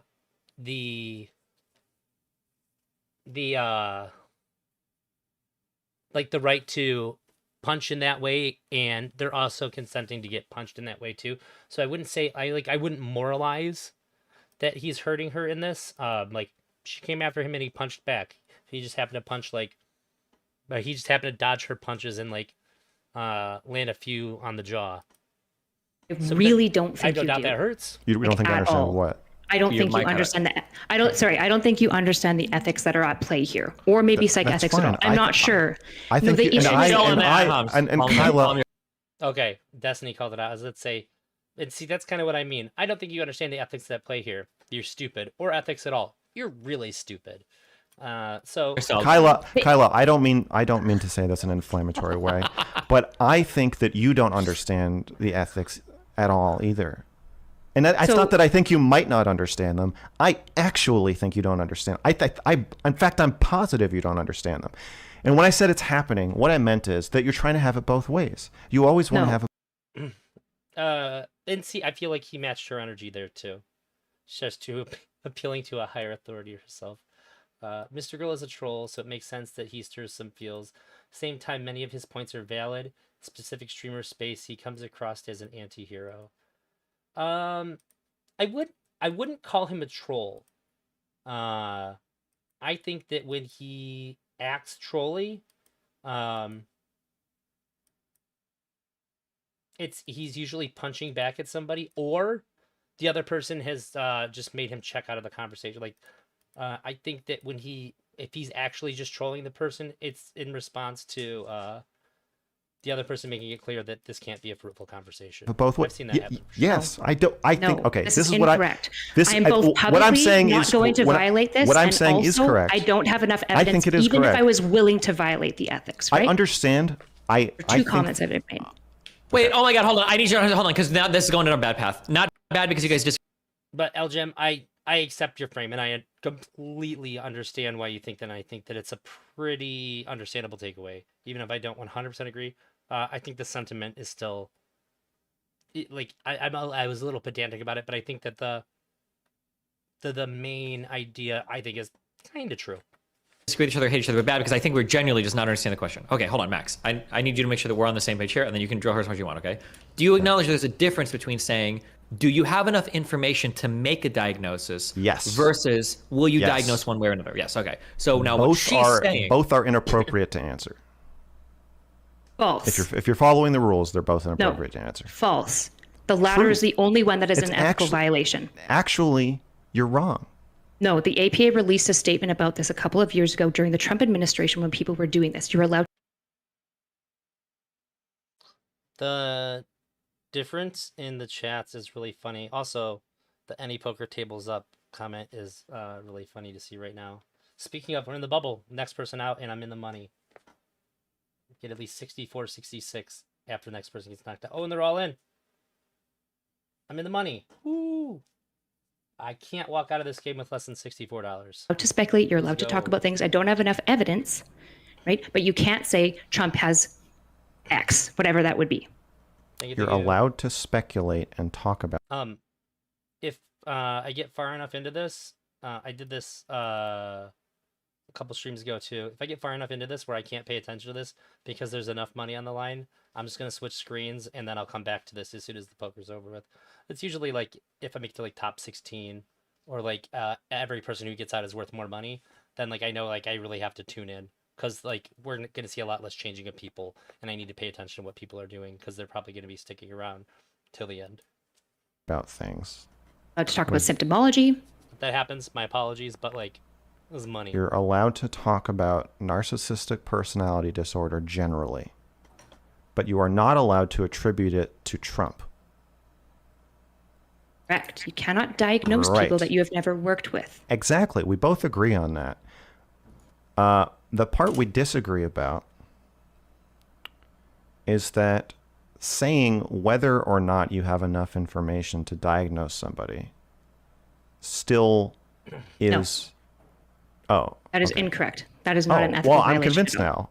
now. I am convinced. I'm not really trying to if you convince interrupt I me just while wanna I'm make it talking clear. and say that I'm incorrect, I want to make it You're clear wrong, that... and you're also besmirching me a little bit and basically saying that I would work outside of my ethics. That's why I'm being really firm about this. I genuinely don't think you understand ethics. Okay, the premise of this conversation that you asked to have is that I think you are operating outside of your ethics, and I think you're wrong. And you... Also, I don't think Mr. Girl understood how the audience was going to react to this either. Yeah, true. And like, to be fair, I feel like Destiny's audience is pretty nuanced. Erudite is pretty heavily on hers side, and Mr. Girl's is pretty much on Mr. Girl's side. Which is pretty surprising because Mr. Girl's audience is often not on his side. Like Destiny says that a lot about him, and it happens. But like, I think that Mr. Girl's audience could be mistaken for people that just like genuinely don't like him at times. It's an entertaining thing in and of itself. Thank you, Elk. Yeah. Well, hopefully, I get that far, then you can see it. You think I'm wrong about thinking you're wrong. So the reason I keep making fun of you for saying you think I'm wrong is I already know you think I'm wrong, and you already know I think you're wrong. So we can just take all of that and just kind of set it aside, because that's the premise of the conversation, is that you think I'm wrong and I think you're wrong, and we're arguing about it. So every time I talk from now on... This person, Mr. Girl, doesn't even care about Reckful at all. He just found out about him less than a year ago. I don't think that's how long ago you found out about it matters at all. And I absolutely believe that he cared about Reckful, finding out about it. If you'd seen some of those early streams, you would know. Am I the only one that noticed there's no distortion in Erudite's glasses? She doesn't need those glasses. They're just for show. They don't do anything. It feels pretty conspiratorial. I don't know. I wouldn't say that. Mr. Girl's so good at shutting down everything Kyla says. Even though right now he's just sort of like ranting about how like she's annoying him. That's what it is. Yeah, but my wife's glasses are pretty strong, and I don't see distortion in her eyes at all unless I look at like a particular angle. One, let's just assume that you think I'm wrong, and every time you talk, we'll assume I think you're wrong, and then you can let me know if you agree with something I say, and then we can save a lot of time. All right, we could do that, but if you say things about... Wait, are you saying that she's doing it to make herself look smarter, or that she's wearing fake glasses to make herself look more attractive? I wonder what you think the goal is. When you say they're just for show. Hey, Emery, what's up? I love the Cure Dog emote. Even if the glasses are only for looks, there's nothing wrong with that, in my humble opinion. It's a very silly thing to allege based on our perspective. Yeah, that's what I'm saying. It's pretty conspiratorial. Face is slightly magnified or shrunk with the actual glasses. Yeah, I don't know. I never see glasses. I never think glasses make anybody look more intelligent. But as a general rule of thumb, I think that glasses are attractive on women. Most of the women I've dated have glasses. I know my ex-wife did wear glasses too. I wasn't say except my ex-wife. About my So I think practice, that they're my good, character, or that I'm violating accessory. ethics. When you don't understand ethics, I am going to correct you on the ethics. And if you say things so wait, about here's my a real quick, ethics hold by on, real saying quick. that I don't understand ethics and saying that your ethics are right, then I'm going to have to correct you, Kyla. Okay, so hold on. Let's So right just- now, right let's now, just- wait, again, okay, wait, let's chill. just take- Okay, right now. Thank you for giving me a reason to pause, Emery. Have you seen Cherry's video on Erudite? Her reviews over what Erudite did wrong with this convo? I did. Cherry was very successful at making Erudite look bad. However, whenever I watch videos like that, I always keep it really strong in my mind that I'm only being shown like the worst part. Even if even like all those things were accurate that happened, but just showing only those things is going to make the bad seem worse. So I think she did a good job at showing the worst parts of Erudite in this, and I think she made some good points. But I definitely like guarded myself against forming strong opinions about not so Erudite when watching that, because I feel like that's a bad way to view people. We Let's have just set right it now we aside. have okay. Well, right now You're on thin ice, Portland. we have a disagreement on a fact of the matter, right? So Max is saying that Boo if this there was man. somebody that asked publicly, do you think there's enough information to know if this guy has a particular mental ailment? Do you think that like would there be enough for you to know that you saying I think there's enough, but I'm not going to make a comment on it? So Kyla's saying that wouldn't be an ethics violation. Max is saying that would be an ethics violation. We have a disagreement of a matter of fact, unless somebody wants to like link an It's APA more of a matter of statement. logic, and I would like to No, just no, no, kind no, of no, no, no. It's not a matter of logic. There is no It- logic it is. at play. It is a It's matter a of logic. statement of fact of what is like the APA's I actual believe it is a position. matter of logic. I know that you think that. I guess I don't know how that's going to work with the camera and all that well enough to confirm or deny that. It comes off conspiratorial. You might have a really good point, but I don't really have any way to like assess that for myself. I totally appreciate that your line is bad puns. My position officially in this debate that you're moderating is that it is a Yeah. matter of logic, and I would like to explain this position whenever you see fit to give me the floor to do so. Okay, you can do it, but this is going to come down to, I'm telling you, we can waste, or we can spend all the time you guys want on this, because this is. I don't want to spend a lot of time on this. I can explain my position pretty quickly. Unless somebody's willing to link an APA statement or Yes. something that you guys are going to, obviously you guys are going to have disagreements in the logic here, but go for it if you want to try to do it. Okay. So the problem with making that statement either way is, if you say, let's use Byron as the example. If you say that I do have enough information to make a diagnosis, but I'm not going to make one, you definitely don't have enough information to make a negative diagnosis if you haven't talked to him. Like, well, Jim, if you want to like post a link or something to explain the rationale so that I can get like a better like empirical view of that, I would be more willing to engage with it, but I can't. The amount of information that I have about that, I just didn't know. somebody could have a mental illness that they cover They're up on. both ignoring him and Googling it. It sure does look like that. Destiny might be reading chat. I think that's the direction he looks to read chat. Speaking of, I Googled to try to see if there was anything anybody else has said about her glasses being fake. I didn't see anything. On stream. So if you say you have enough information to make a diagnosis or a non-diagnosis, all you're saying is that he's mentally ill, and you're effectively making the diagnosis by saying that.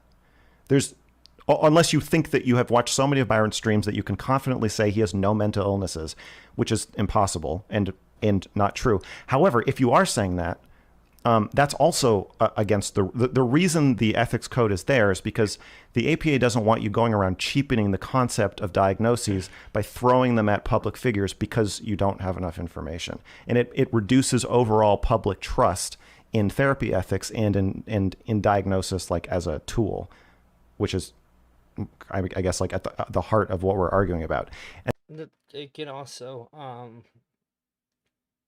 allow for people in the psych field to have undue power in casting public judgment on a public figure as well. I think that's also a very legitimate concern.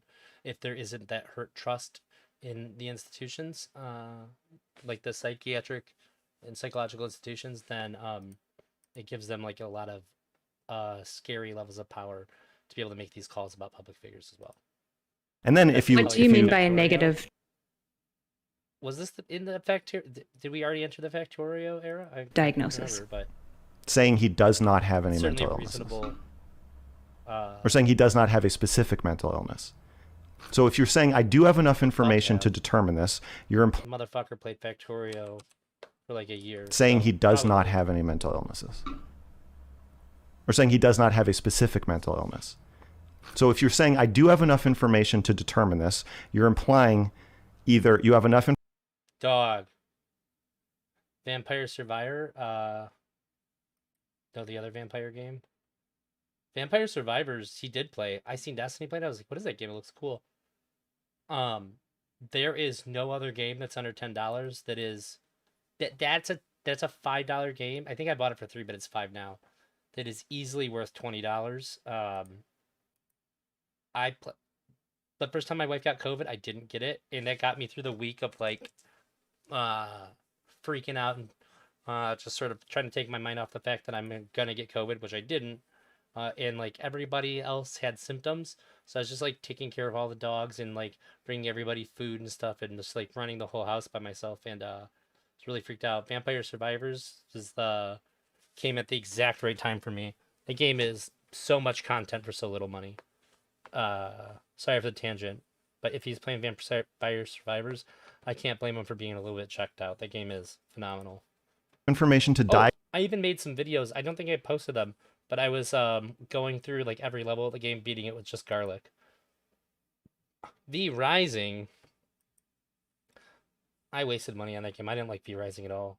But Vampire Survivors. Diagnose him over a live stream, which cheapens the profession. Or you're saying, I have enough information from watching his live streams to confidently say that he doesn't have a mental illness, which also cheapens the profession and cheapens diagnosis. So that's why you're not supposed to talk about it, and why it doesn't make sense and is against the spirit of the rule and the ethics to make that statement. If you say, I don't have enough information, you're also causing a new problem where to another observer, a layperson who's... I did check it. I didn't buy it, but I looked at the thing. If it comes up on sale, I might get it, though. I'm playing through the room games. I played Boxes, and that game is... Played it for 4 straight hours and beat it. Phenomenal puzzle game, and now I think I'm on like a big puzzle game arc. They're also really, really pretty games to play on stream. When I had that impromptu drama stream the other day, it was cool that even amidst all the craziness that's happening, there was still some people asking about what game I was playing, just because it's such an appealing looking game. And that was The Room. That's like the predecessor of Boxes. I think, but I don't know if Boxes is still on sale. There's only like $12. Great purchase. Very few games can I sit down and just play that long and be totally sucked into it. Thinking like, well, I'm not as bad as Byron is, so I guess that means that if you're saying that he's not mentally ill, or you don't have enough information to say if he's mentally ill, I do a lot of the same stuff he does, and it starts to get people thinking and self-diagnosing and diagnosing each other in a way that you're just like not supposed to do or participate in. So you believe, sorry, to understand, do you believe that just saying a mental illness would be a diagnosis, like the word mental illness? No, but it would imply that you could make a diagnosis. It's not the. Yes. Are you actually asking me if I think that mental illness? I am trying to clarify your position. Yes. Coding Jesus said that was the kill shot, always while smoking Max. Mrgirl's chat. The Ascent physical games available for Target for $10. For what though? I don't have a PS5 anymore. Yes, I am aware in the DSM there is no like diagnosis called mental illness. Sometimes I'd be broke. Right. Do you remember what I actually said? Do you like? Yes. I'm very ready to move on. I bet. Oh, maybe it's available for the Switch. I don't think you're remembering what I said. Okay. I remember what you said. You said two things, and this is why I'm mad at you, and why I'm mad at Steven, and why I'm mad at Shaylin. Whoa! What? I didn't do anything. You didn't do it now, but you do it. You're gonna do it later. Done it. You've done it to me. What did you I did do? it last time we talked, where you want to have it both ways. You want to say, I don't have enough information, but also I can't comment on this. But that is a comment on it. I'm trying to explain that it's not an obvious comment on it. It's not a super. It informs people that all I need is a little bit more to qualify myself to be able to make a comment on it.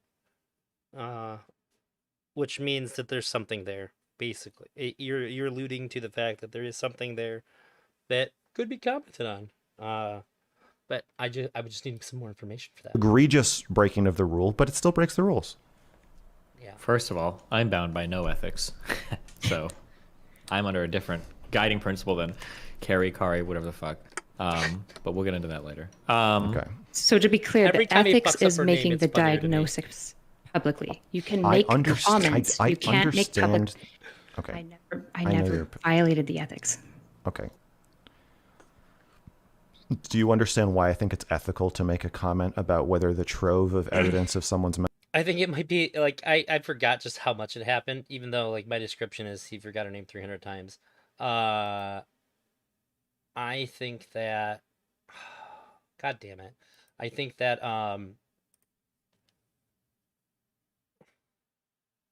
the video we watched last time, which is like the second part of this, and maybe that might have contributed why she was so like passively angry. Sorry for getting off track there. I had pocket tens and like the chip leader of the whole game went all in and I couldn't call, so I'm mad. Mental illness is sufficient to or pull my not for you raise. to make a diagnosis, even if you're withholding that diagnosis? I didn't imply that. I distinctly implied the opposite of that. I'll say it again. Oh my god, you know what? I talk a lot. And I want to be here for 7 hours. I'll go 1.25. Christ, I thought we were through more of this.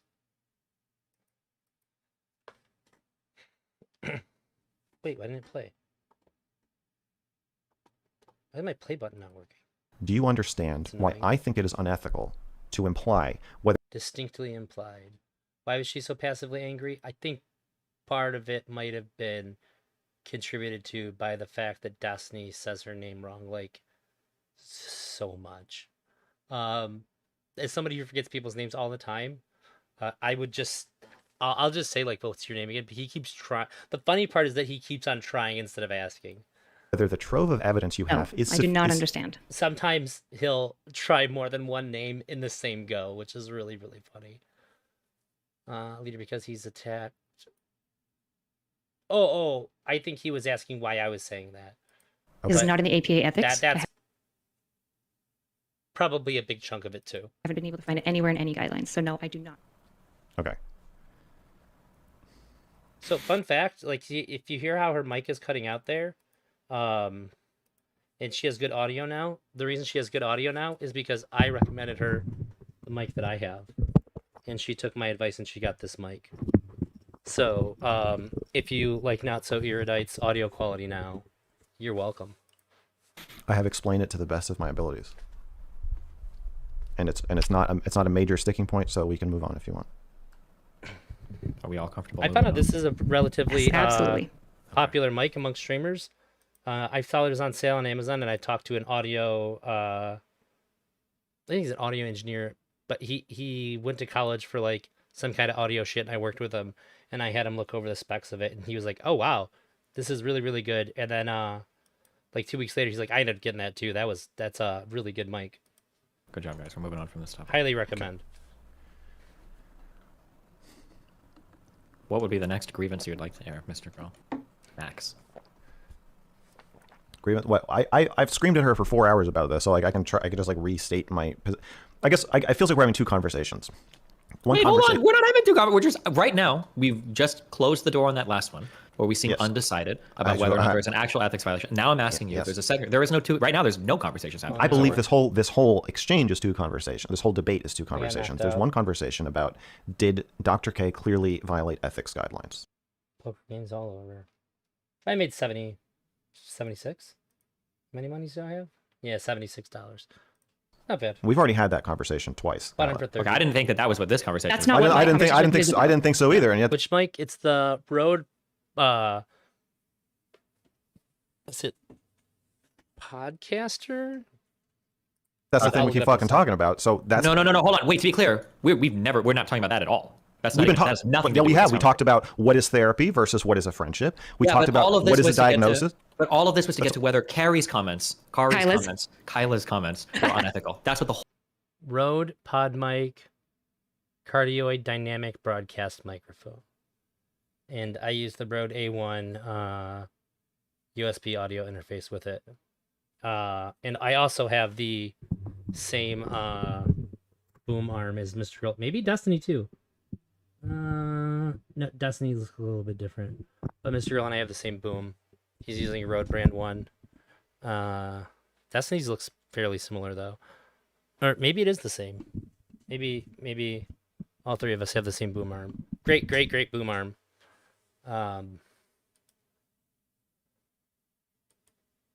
Rode is a pro band. It's RODE. But I used to have the arm on my desk, but I have a glass top on my desk, and I broke the corner of the glass off. So now my mic, my boom arm is on my wife's desk. The whole point of this conversation was nothing to do with Dr. K.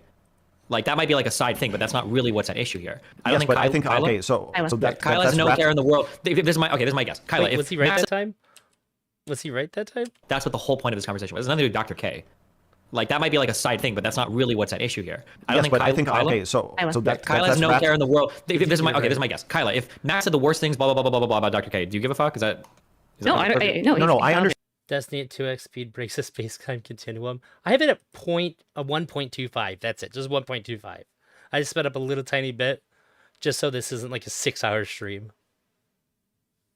That's not the. I disagree, but it That's doesn't not the. matter. Okay, the two conversations I think we're having is one is about therapy ethics, and yes, Dr. K's therapy ethics as they relate to Kyla's, because our disagreement about that has created disagreement about our Kyla's therapy ethics and my understanding of ethics. And then the other conversation is, what do we do, or how do we handle it? And I think, or how does Kyla feel about the way I handle thinking that she has bad therapy ethics?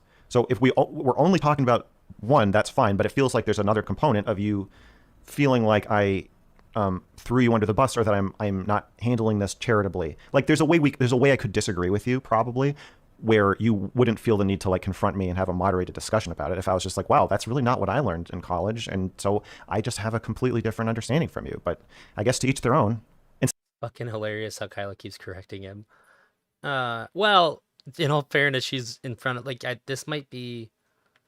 This is pretty early on in her career, so she's in front of like two pretty big audiences that are much bigger than her own at the time. So yeah, she kind of has to correct it. Instead, I was like, you're a fucking menace. Yeah, my take on this conversation is that I don't think the conversation is about Dr. K.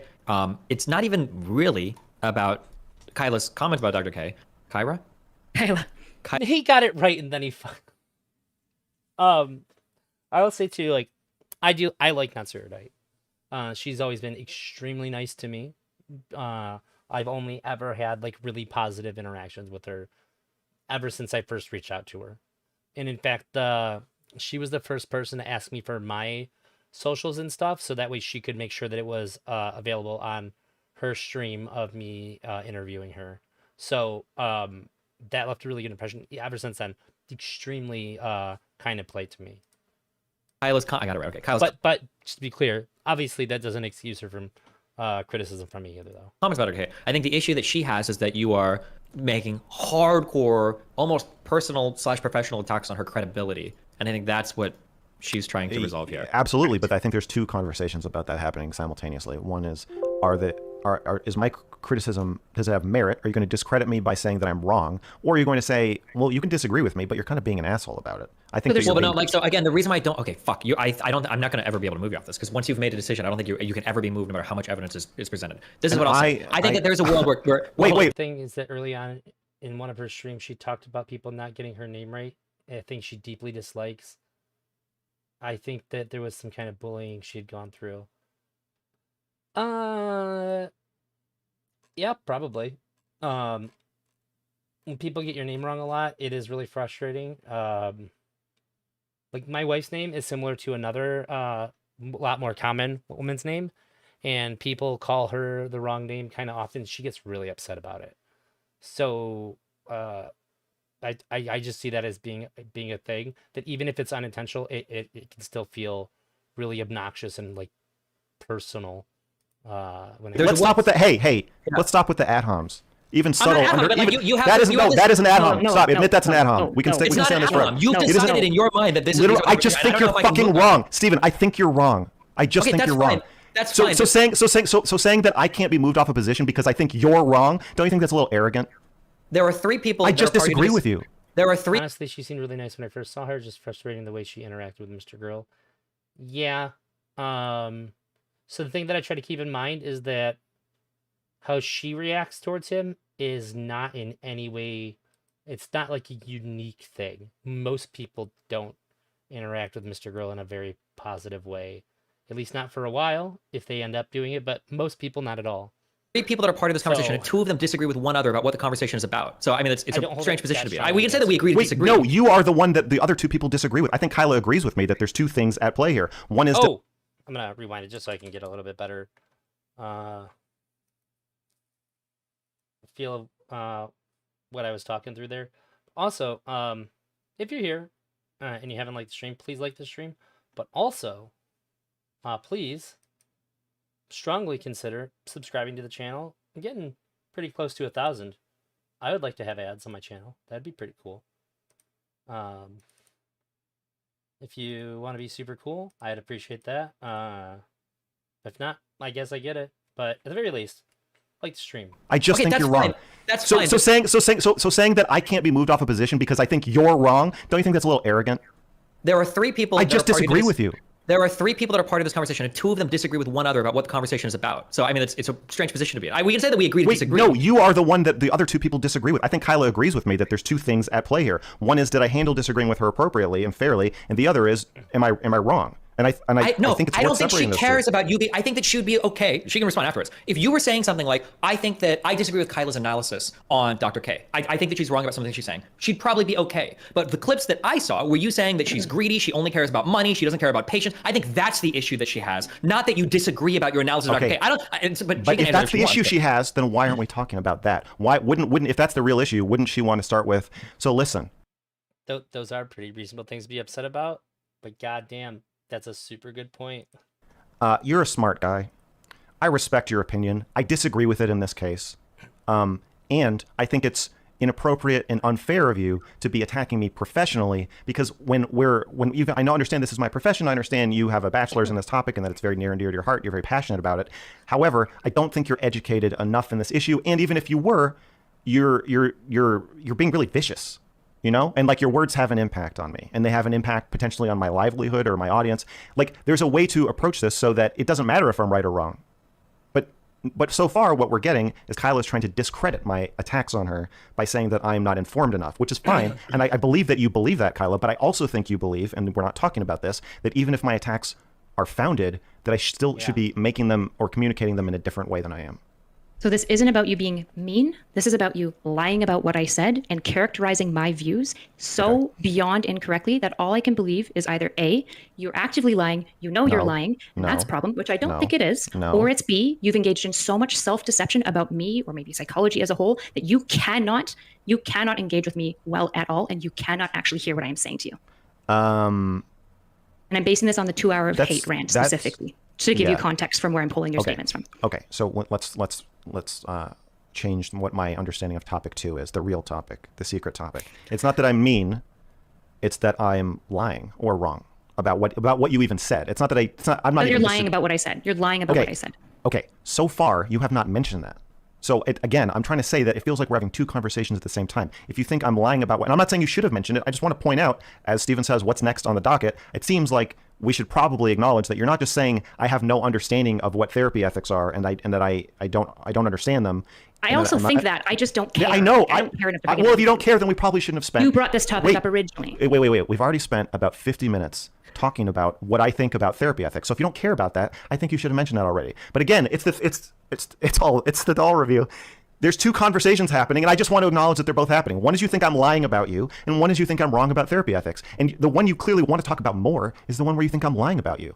So why don't we talk about that instead of talking about therapy ethics? Because we already had the therapy ethics conversation. But don't put all the responsibility on me, Mrgirl. There's 2 of us distinctly in this conversation. Absolutely. And you can steer it any way you want to. And I allowed you to steer it in the direction you did, which is totally fine. I was willing to go in the Dr. K ethics because I was like, oh, I guess you still feel some sort of way about that. I'm not trying to criticize you by saying that. It's a really common thing with Mrgirl is that people will lob criticisms at him, but they'll do it from a position of something that they don't actually care about because it's a more optically good position. It's a more winnable position.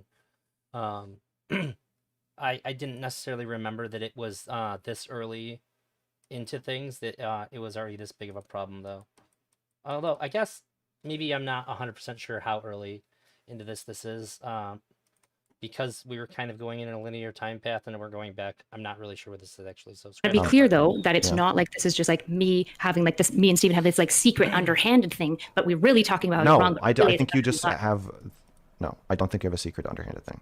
I think you... To be clear, just on my involvement in this, she messaged me and she said, hey, here's a whole bunch of clips where Max has said things. And I'm like, oh, okay. And then I think I offered, I was like, do you want me to moderate a conversation between you two? Because sometimes I can play translator. And then I think I messaged Max And I said, are you going to have a talk with her? And then I messaged her, are you going to set up a talk with her? Something like that. And then we made a group chat or whatever. That's I don't have any, there's no It kind of did sound like there was a secret thing, the way you said it. I don't think there is, but it was a really funny timing for him to say that. agenda here on my part. Well, there might be on Kyla's part, but I don't have an agenda. So It's just to address the 2 hours of hate where you lied about me. Yeah. Okay.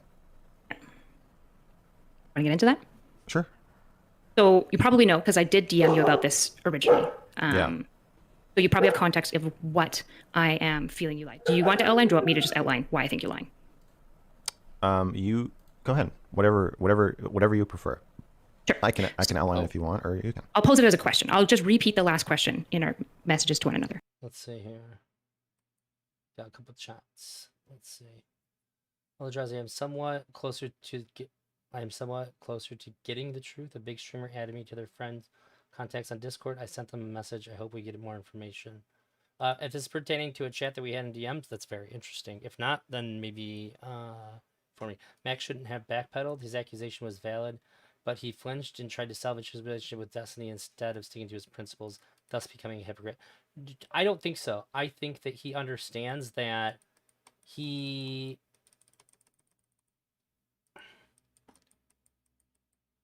was angry and he said those things without really being able to justify making claims like that. He made some really strong claims about her that are not like wholly justifiable claims to make against somebody, unless like this is one of those rare cases where like you actually do need some kind of like direct evidence to like get that kind of their state of mind on that, saying that like she's doing it strictly for money and all that. Oh yeah, definitely let me know, Chinchilla.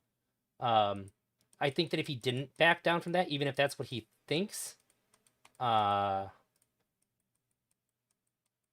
it makes him... I don't think it just makes him come off as more bad faith. I think that it actually makes him more bad faith. I think by the third conversation, Kyle had fallen out with Mrgirl.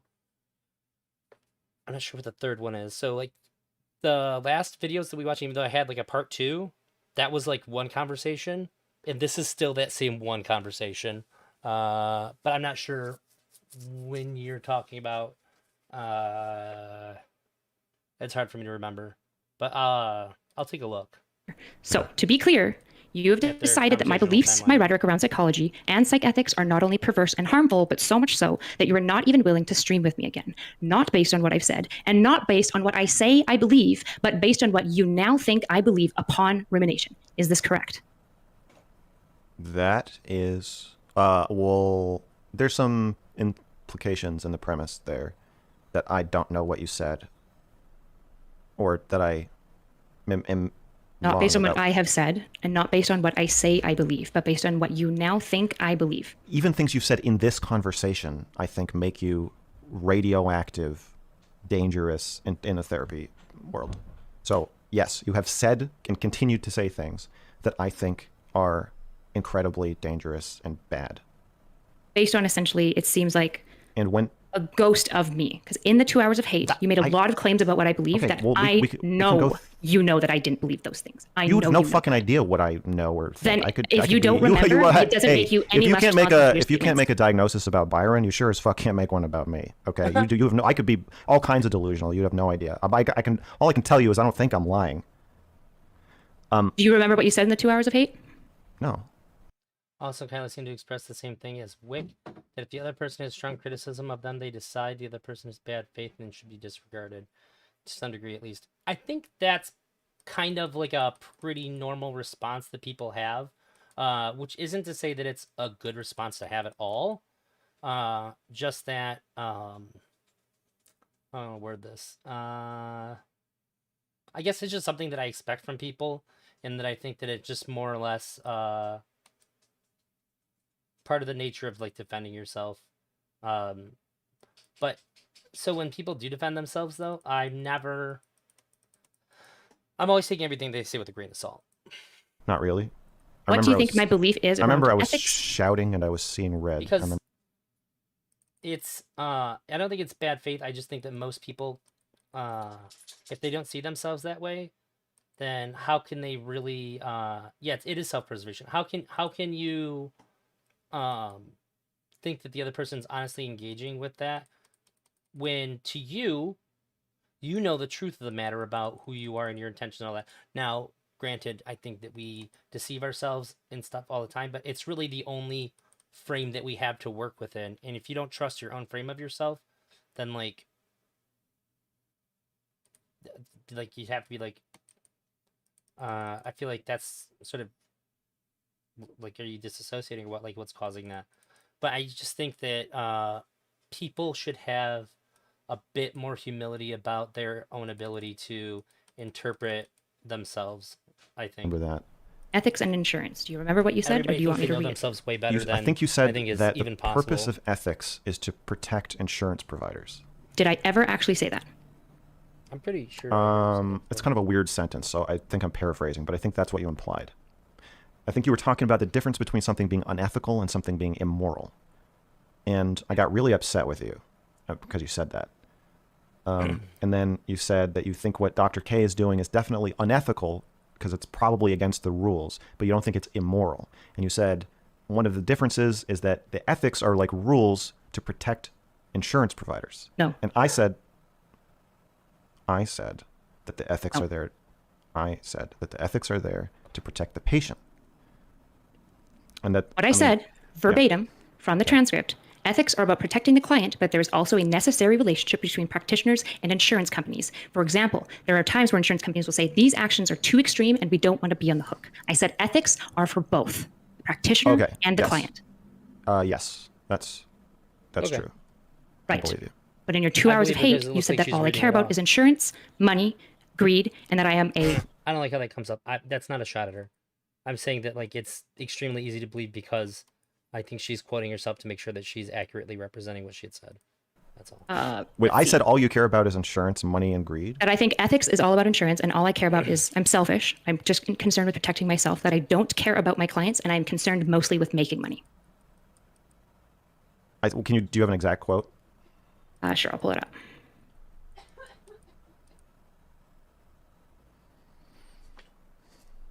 To have somebody who's an addictions counselor sitting there Some saying they're people just are definitely cynical and sinister enough to double down and gaslight other people about their intentions. Well, of course. Yeah. Oh, Elk said, and it's, to be clear, it's easy for me to see these things and make judgments about other people's behaviors, which isn't to say that I don't do or have a host of problematic behaviors.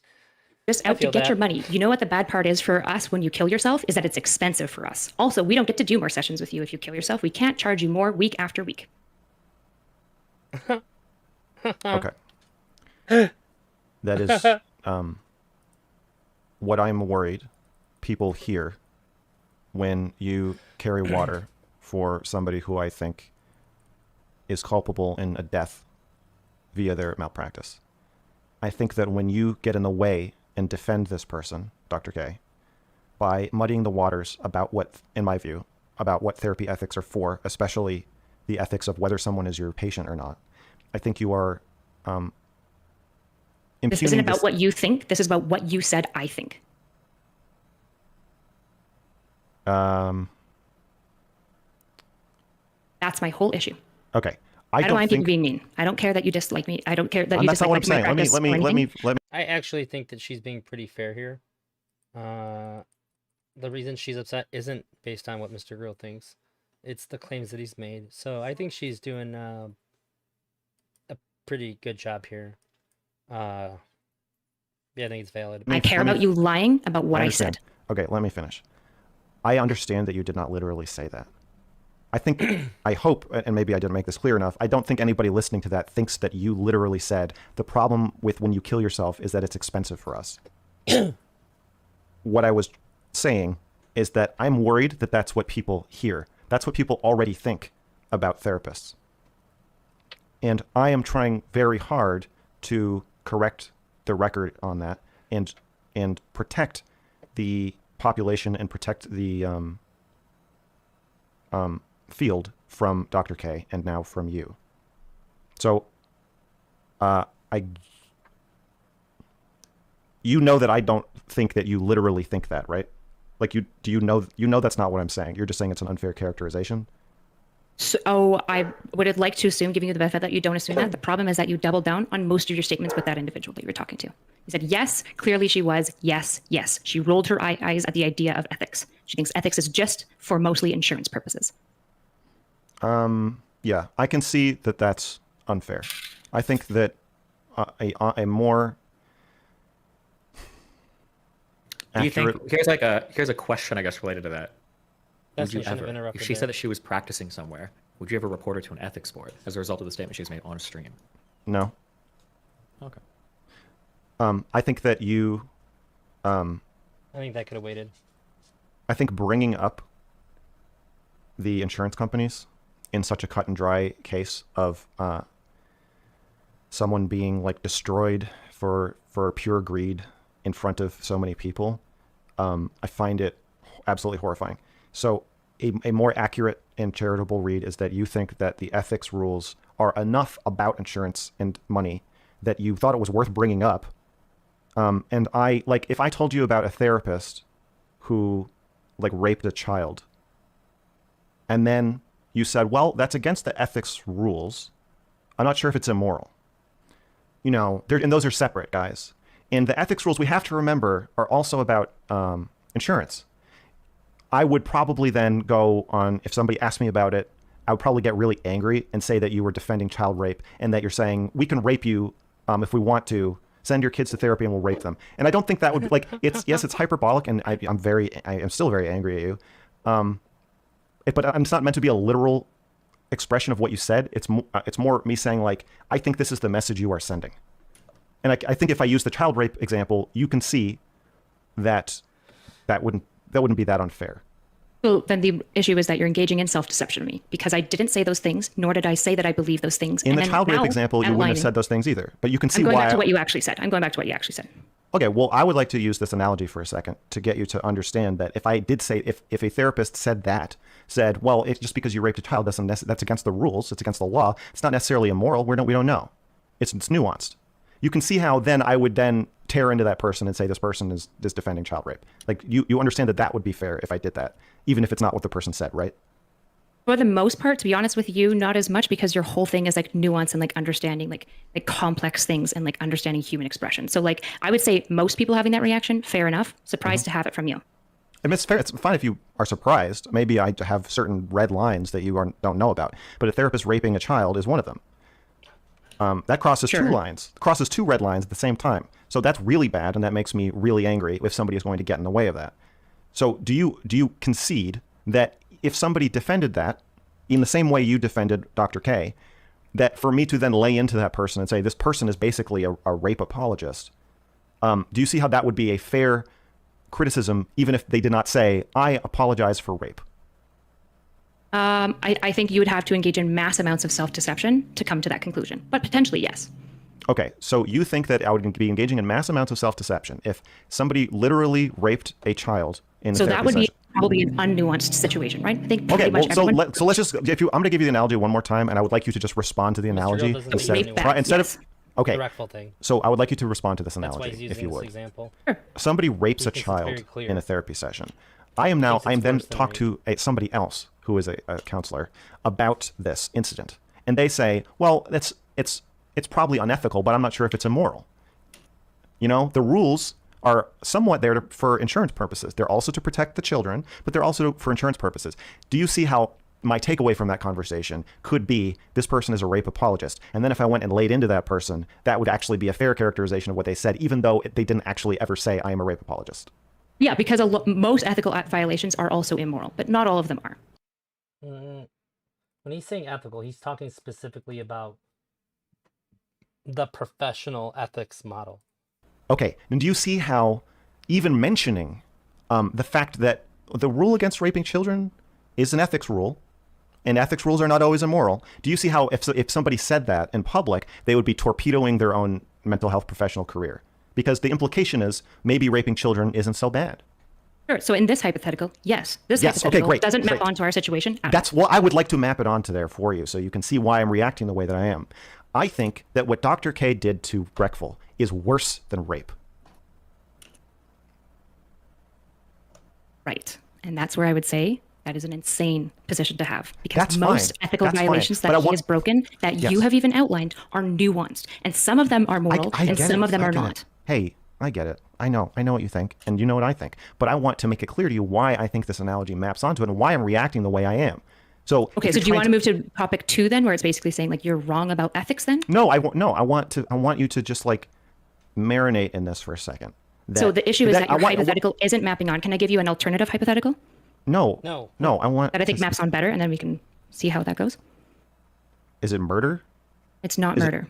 is It's it rape? jaywalking. Well, see, jaywalking. Now you're comparing Dr. K dismantling a man's psyche and then the man killing himself a couple months later to jaywalking. And I got to say, I'm having a pretty similar reaction to this conversation that I had to our first conversation. So you feel that the equivocation would be murder or rape? Somewhere in between murder or rape. I think it's worse than rape, but better than murder. Okay. So can you understand that for probably pretty much everyone else in the field, situation we're actually talking about is more like a jaywalking situation? And then No, when they were talking this about is- somebody, did it yeah, I hold on, understand from my that perspective, you- from my perspective, from my Yes, perspective. yes. Okay, so let me finish. Okay. But this is why I'm horrified by you. You're going to, yes, you can enumerate all. Oh, please engage with my hypothetical about the Holocaust. I see what you're saying. Yeah. No, I think that Mr. Grill is using a very extreme example because he thinks that what happened is actually very, very extreme. all the reasons I'm horrified by you in one go, and I look forward to hearing it. Sorry, you want me to outline why you're horrified by me? You in are one about go? to. You're about to. You're going to explain that the sanctity of the doctor-patient relationship and respecting that, privacy concerns, diagnosing people in public, not having people committed when they're about to kill themselves and you know they're 100% Wait, what do you mean you think Mr. Grill can't have the conversation? He's rejecting the notion that this is a nuanced thing, and he has stated that.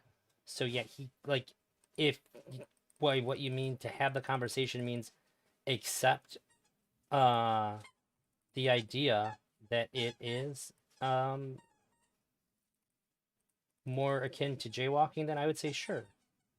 But if he were to do that, then it wouldn't be an honest conversation anyways. So I would say, I think it would be more applicable to say this conversation can't be had between these two because the lens in which they're viewing the situation through are just too different. Yeah, I think that that is the case, and that's fine, but I would say it's on both of them then to understand that the conversation can't be had. I don't think that one party is more responsible than the other then. I would say that it's either both of their faults or neither of their faults. And I'm perfectly fine with either one. I don't really like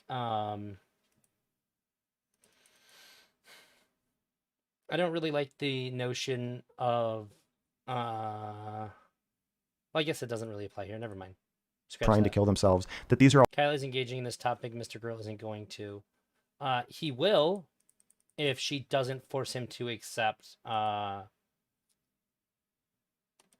downgrading his position, which would then also invalidate the way he responded. Then I think he's more than willing to engage in it. I think that either he has to accept her framing, which he outright rejects in order to have it, or she needs to engage with it by saying, okay, I understand that you don't agree with me on this. This is what I think, and this is why what you said bothers me. Right? But because Michaela has expertise on this field, he can't engage. I think when it comes to psychology, technically speaking, Mr. Girl actually has more academic credentials than her. He has a bachelor's in psychology, and she has a degree or diploma, whatever. Her credentials is in psychometry. Yeah, I say yes. You know it's true. Perceived. Sure, by the audience at this point, yeah. Because I actually do think that a lot of people assumed that not so erudite at this point in this timeline here had like pretty significant credentials in psychology. I don't think that psychometry was ever in anybody's like purview at all. All comparable to jaywalking. Yes, this is why I'm horrified by you. This is why when people ask me about you, I start screaming about how you don't give a fuck about your patients. Right. Not based on what I've said, not based on what I say I believe, but on your intuiting of how I feel. It's not intuition. It's the same way if I said, well, somebody raped a child and dumped their body in a refrigerator in a junkyard. That's like jaywalking. Nuanced. Yeah, you know that rape is much less nuanced. Don't tell me what I know and don't know about the nuance. You should know. And if well, you don't know, then we go to the second conversation. I think rape is pretty nuanced. They're both outright rejecting the other person's frame entirely and being unwilling to engage from the perspective of the other person. And they both seem unwilling to just allow the other person to claim their framing either. I was saying that to you about Mr. Girl not engaging with even the idea was true. This is an example of what I was talking about. No, I'm saying that there's two people. Mr. Girl is engaging, but from his framing only. And that's also what she's doing as well. That's not the same as not engaging. He's not engaging in the way in which she wants him to. It's not the same thing as not being willing to engage.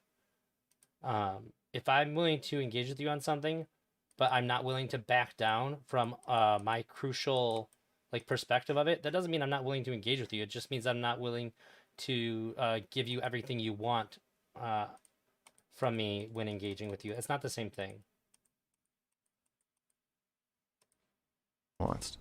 I think she does engage. And I think you know that I know that. Or that I think that. Right, but the ethical rules around... Yeah, but you can reject somebody's framing. That doesn't mean you're not willing to engage. By rejecting their framing, you are still engaging.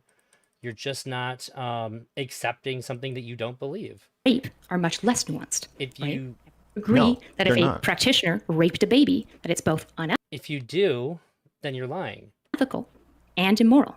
Can we? Yes, okay, this the is gonna sound really the weird. rest Wait, of the can we psychological define community agrees with me.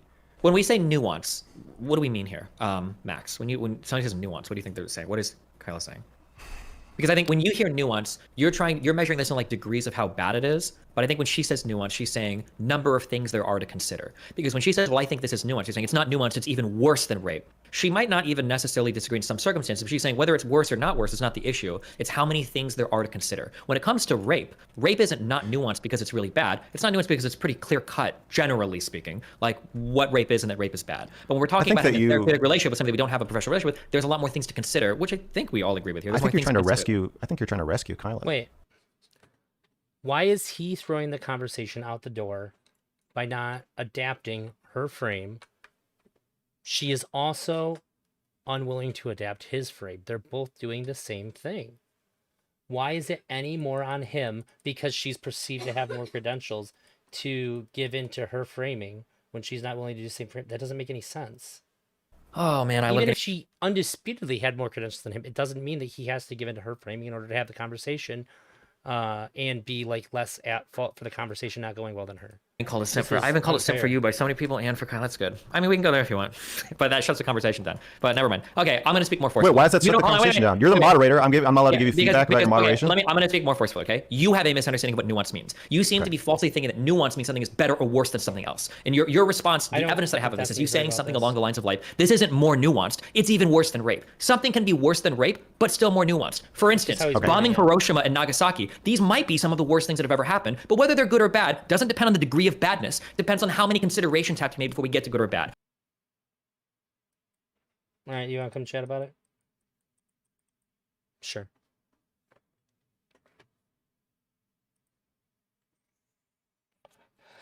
I give you 20 minutes.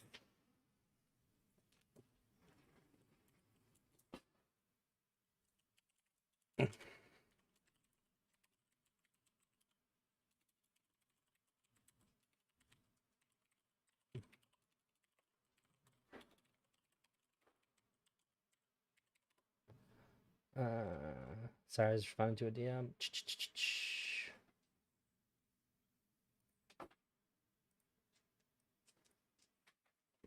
Okay, leader. Can you hear me? Test. Bro, don't tell me you're not mic'd up right now.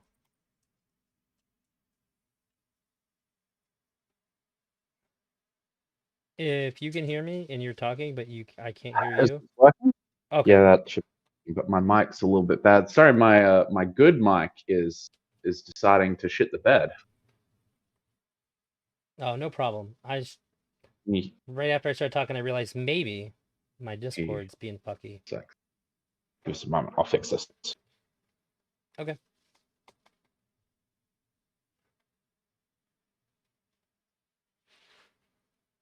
Okay, how's that? You sound great. I might have to turn you up a smidge, but that's fine. And not so much for me, just for people listening. Now say something. Don't mess with anything in your end. Just say something. I just turned you up. Yeah, hello? There we go. Great. Is that okay? Yeah. There we go. Wonderful. Okay, so so an example of this would be, and it shouldn't take 20 minutes, it should just be a few. So an example of this for me was when Kyla engaged in Mr. Girl's like analogy to like the example, but Mr. Girl before we even got to that point, Mr. Girl threw out Kyla's. She's like, I think I can provide you a better analogy for my particular, how. Well, no, but she like went through the thought process, but she was still told no at the end, which is fine. That's how it should go. But like it seems that like at the gate, Mr. Girl will just no, I don't like this, and chuck her entire reasoning out because she doesn't like engage at the start point in his framing. Okay, hang on. Whereas like it seems this is what I need from you. I need you to tell me what Mr. Girl said and how she engaged with it exactly. And then what you're saying Mr. Girl isn't doing that he ought to be doing in order to qualify for engaging. So I guess sort of like when I say engaging in sort of like, I guess maybe the framing isn't the right way to put this, but I think that Miss Kyla to some extent was engaging with the way sort of Mr. Girl was talking about this conversation. Okay. For example, Kyla sort of like was willing to sort of go through Mr. Girl's analogy to understand how he felt the situation was perceived. When Kyla was like, hey, I think that's wrong. I have an example about how it's perceived on my end. Mr. Girl's just like, well, you're comparing like, it's if it's not these two things, I consider it like you're comparing jaywalking to rape. So like at the start, because she wouldn't enter into like essentially like his sort of the way he wanted to frame that particular conversation, he just threw out the door. I feel as if like he like for the convert like he's not engaging in the same way that Kyla is, if that makes sense. Okay. Sure, but obviously they're not engaging in the same way. I'm just saying that I don't think he owes her to engage in the same way that she is, and I'm not saying that one way is better than the other. However, when he's saying, I think it is worse than rape and less than murder, and she said, it's like jaywalking. I don't think that's engaging with what he's saying at all. I think that is just, that's basically like kind of a polite way of saying, I think you're a fucking retard. I mean, yeah, okay, but that's still like going through his logic and then saying at the end, I think you're a retard is different than just not going through the logic at all. She's just equivocating she's equivocating it to a crime. I guess like that's the only thing that's like even remotely engaging here. She's like, okay. She was willing to sort of walk through the topic and give her opinions at the end.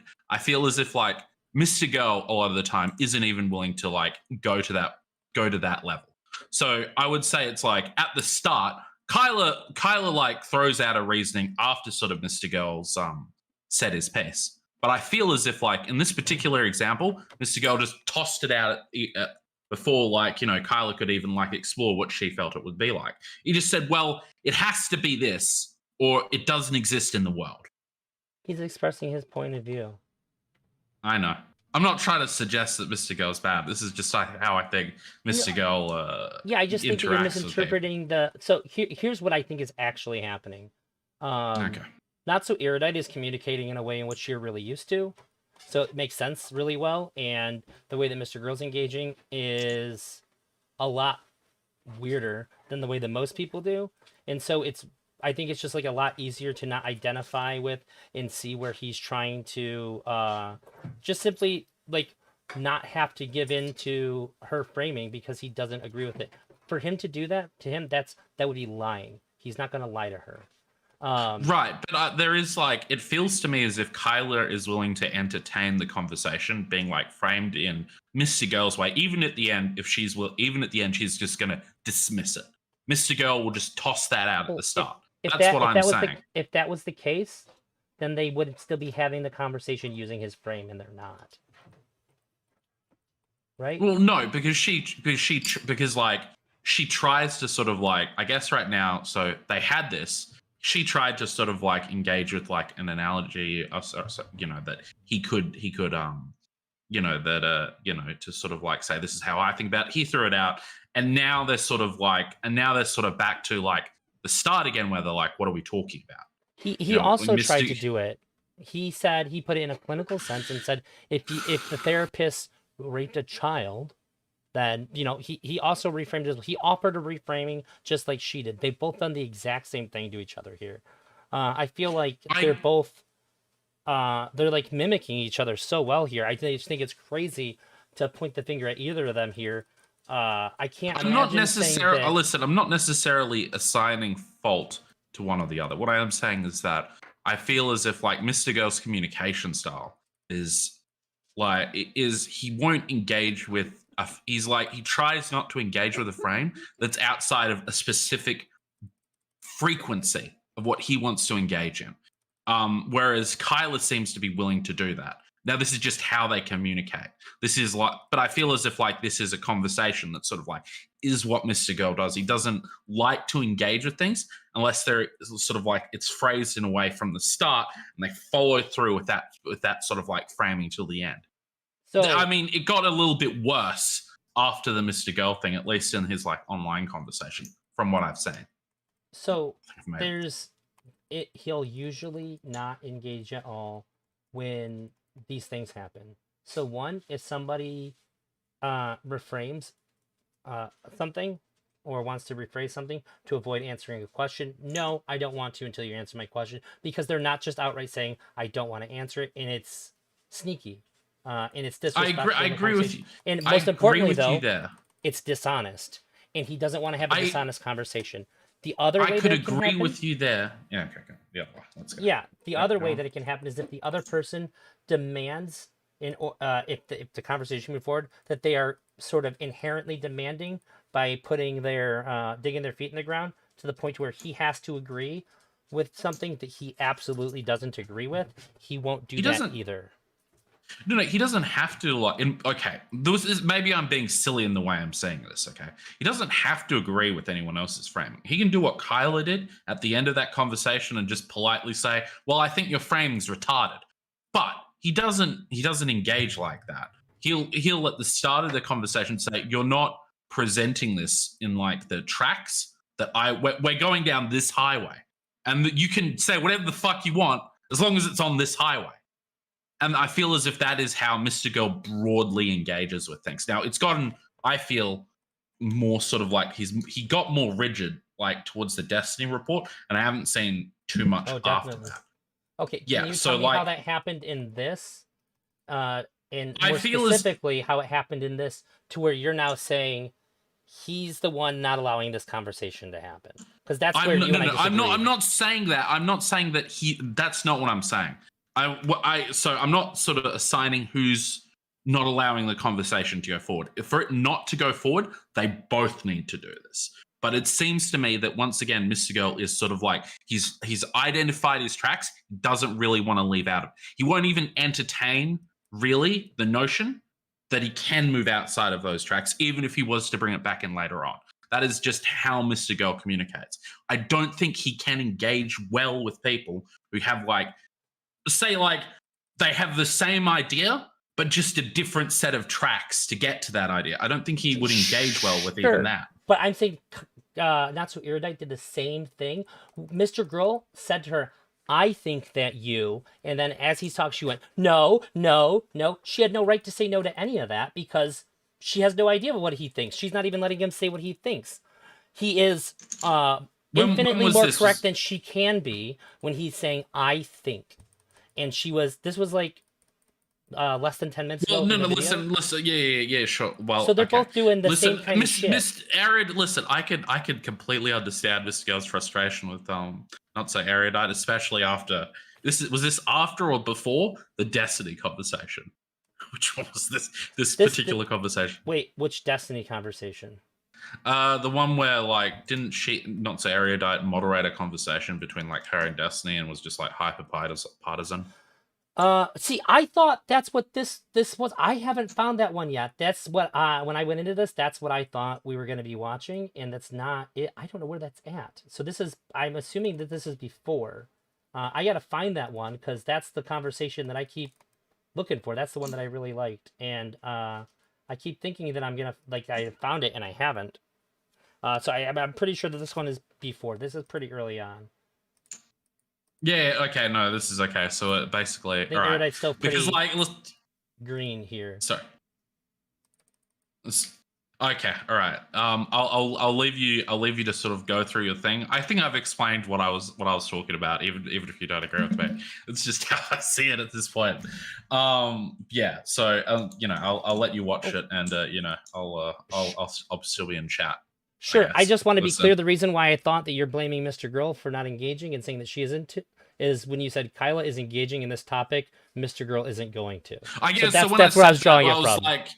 I was like specifically referring to that interaction where it was like, whereas like Mr. Girl is like was sort of like giving his example, trying to walk Kyla through, and then Kyla tried, even though Kyla did call him like a polite retard, essentially. Paraphrasing, you know, he wouldn't even engage with sort of like her analogy at all. Threw that out the door. Yeah, and the one thing that I haven't mentioned, because I think it's not relevant to the point that I was making, but is relevant to like the sort of like human thing that's happening here, is that Mrgirl sees what happened as like an atrocity here, right? And so I think that even if he was like a movable kind of person, this is something that like, for the sake of audience or engagement or whatever, he cannot shift a frame on this at all, because it's such a terrible thing that to him to reframe this in any way that gives Dr. K some leeway or credibility would be like abhorrent. Like you're letting this guy get away with murder. I know, but like he's sort of like maybe at this point in Mr. Girl's career, he was like willing to sort of shift the frame around a little bit. But like as time goes, at least I haven't seen too much of him outside of the Destiny report. But leading up to and sort of like his conversations around the Destiny report, these like I will not engage with anything outside of these tracks. He like built like, you know, a 6-foot fucking concrete electrified fence around those fucking things, and if you tried to like get over it, he'd be there waiting with like an RPG to shoot you down. Sure, I understand. It just got so much, yeah. I understand up to an extent as to why he approached those conversations. However, there is a reason why, after he did his post Destiny report tour, that was a fucking disaster, that I publicly told him I think he did something bad there, that I think that he wasn't emotionally ready to do that, and he should have waited until he was a little less raw to go and have those talks, because he clearly wasn't ready, and he did not wholly take my criticism on that, but I didn't back down either. I think that that was the worst public showing of Mrgirl that I've ever seen. And I told him that I think he owed it to the people. He claims there's victims in this report. He owed it to the victims in that report to be at his very best, representing that report to everybody when he did that tour. And by not putting some of his own feelings aside and trying to engage with people where they're at, because he's doing it to promote it, that he was failing morally those people that agreed to talk to him for the report. And I think that was super bad of him. But I also think he couldn't help it. He just should have stayed home instead. No, I 100% agree with everything you just said. But I would say this is sort of like, this is what I think happened. I think that Mr. Girl sort of like has like his like view of things over time has been specifically about sort of like conversations. I would think his like line is conversations are bad, go badly because of how they were framed. And I think that this line of reasoning is like has like evolved and gotten worse over time. So like there is like a line out there. There's like a lot in his like he needs like it got worse his like ability to like frame things. When I say that, I mean I feel is like it almost seems like it started to look a bit compulsive the way he was sort of engaging in some of those conversations, because I feel as if it's one deeper than that. It's not just like a one off. It's like I feel as if like this is the way he engages, if that makes sense. This is like Yeah, this is a very, very 101 Mr. common Girl. complaint of his. But outside the Destiny report, I'd say that it's fine. He's allowed to do that. People that go to talk to him know that he's going to do that. And I like the fact that he just chooses not to engage with people who won't do it in a way that he's comfortable with. That's what everybody should do. I mean, but like, shouldn't he? I mean, wouldn't you find a better communication style be like so he could have these tracks that he's on? Better would for deviate a little. Better for like the conversation. Better for himself. But it would no, be not better seen a for little better for bit. himself. No, it would be. I think that it would be detrimental to himself to do that, and that's You don't that, think that's why he doesn't that? do that. No, I'm not necessarily talking about any specific instance right now. But do you not I'm not think either. that to be? Do you not think that engaging a little bit in like someone else's frame, even if you like ultimately refute it, it sort of communicates a broader intelligence on the topic, like it communicates to someone. That's not relevant. When you say when I say who's it better for, and you say him, I'm rejecting that. I'm saying it doesn't matter what justification you give for him. I think that it is a betrayal of his intent and his motivations and like who he is himself, because that would mean that he has a boundary that he's allowing to be crossed for the sake of a conversation. I think he values his boundaries more, so he has to hold them. That's it. And I think But I that mean, like, this is very hard okay, for but people to wrap their heads around, or no, they get it and they reject follow it. you. I follow what you're saying, but like, if you were to take like a completely mundane sort of example, all right. So say that Mr. Girl disagrees with Eldrazi on cars. He thinks that red cars are good, and that you should only ever buy red cars. But Eldrazi says, well, I really like rims. And Mr. Girl's like, he won't engage outside of, well, what really makes a car great is how great How the red it painters. is. You're like, yes. Yeah, And I think yeah, I think go that on. so this is I think you're exposing the fundamental misunderstanding between what we're saying here between you and I, is that for Mr. Girl, the holding of the boundary is the thing that really matters to him there. It's not about it is completely irrelevant to what the subject is about. If he doesn't want to if he doesn't want to change how he talks about things. That's part of his whole mission. He wants to change the way these conversations are had. So if he changes the way he's going to have these conversations to be better aligned with the space, then he's failing in his goal. He cannot do that without betraying like himself and his own goals. So it might be better for everybody else in that, but it is going to betray what he wants to do here. And like, why would he ever do that? I guess sort of like so I understand that you're telling me that this is a personal the way Mr. Girl wants to interact. But I'm going to say it in a weird way of that everybody's going to hate. But think of it as it would betray his like artistic approach to this space. And I don't think it's exactly like that, but it's akin to that, right? It's the way that he wants to paint the picture, and everybody's like, everybody would like this better if you used more blue. He's like, yeah, I think everybody uses too much fucking blue when they paint, and I'm not gonna do that. Like, yeah, but like you haven't sold a painting in like 3 years. Like, I'm not here to sell paintings. I'm here to get people to rethink about how much they're using the color blue. Like, don't you think that you could use a bit more blue once in a while and it wouldn't be the end of the world? And he's saying, no, it would literally be the end of the fucking world. I would die and so would everyone else if I used more blue.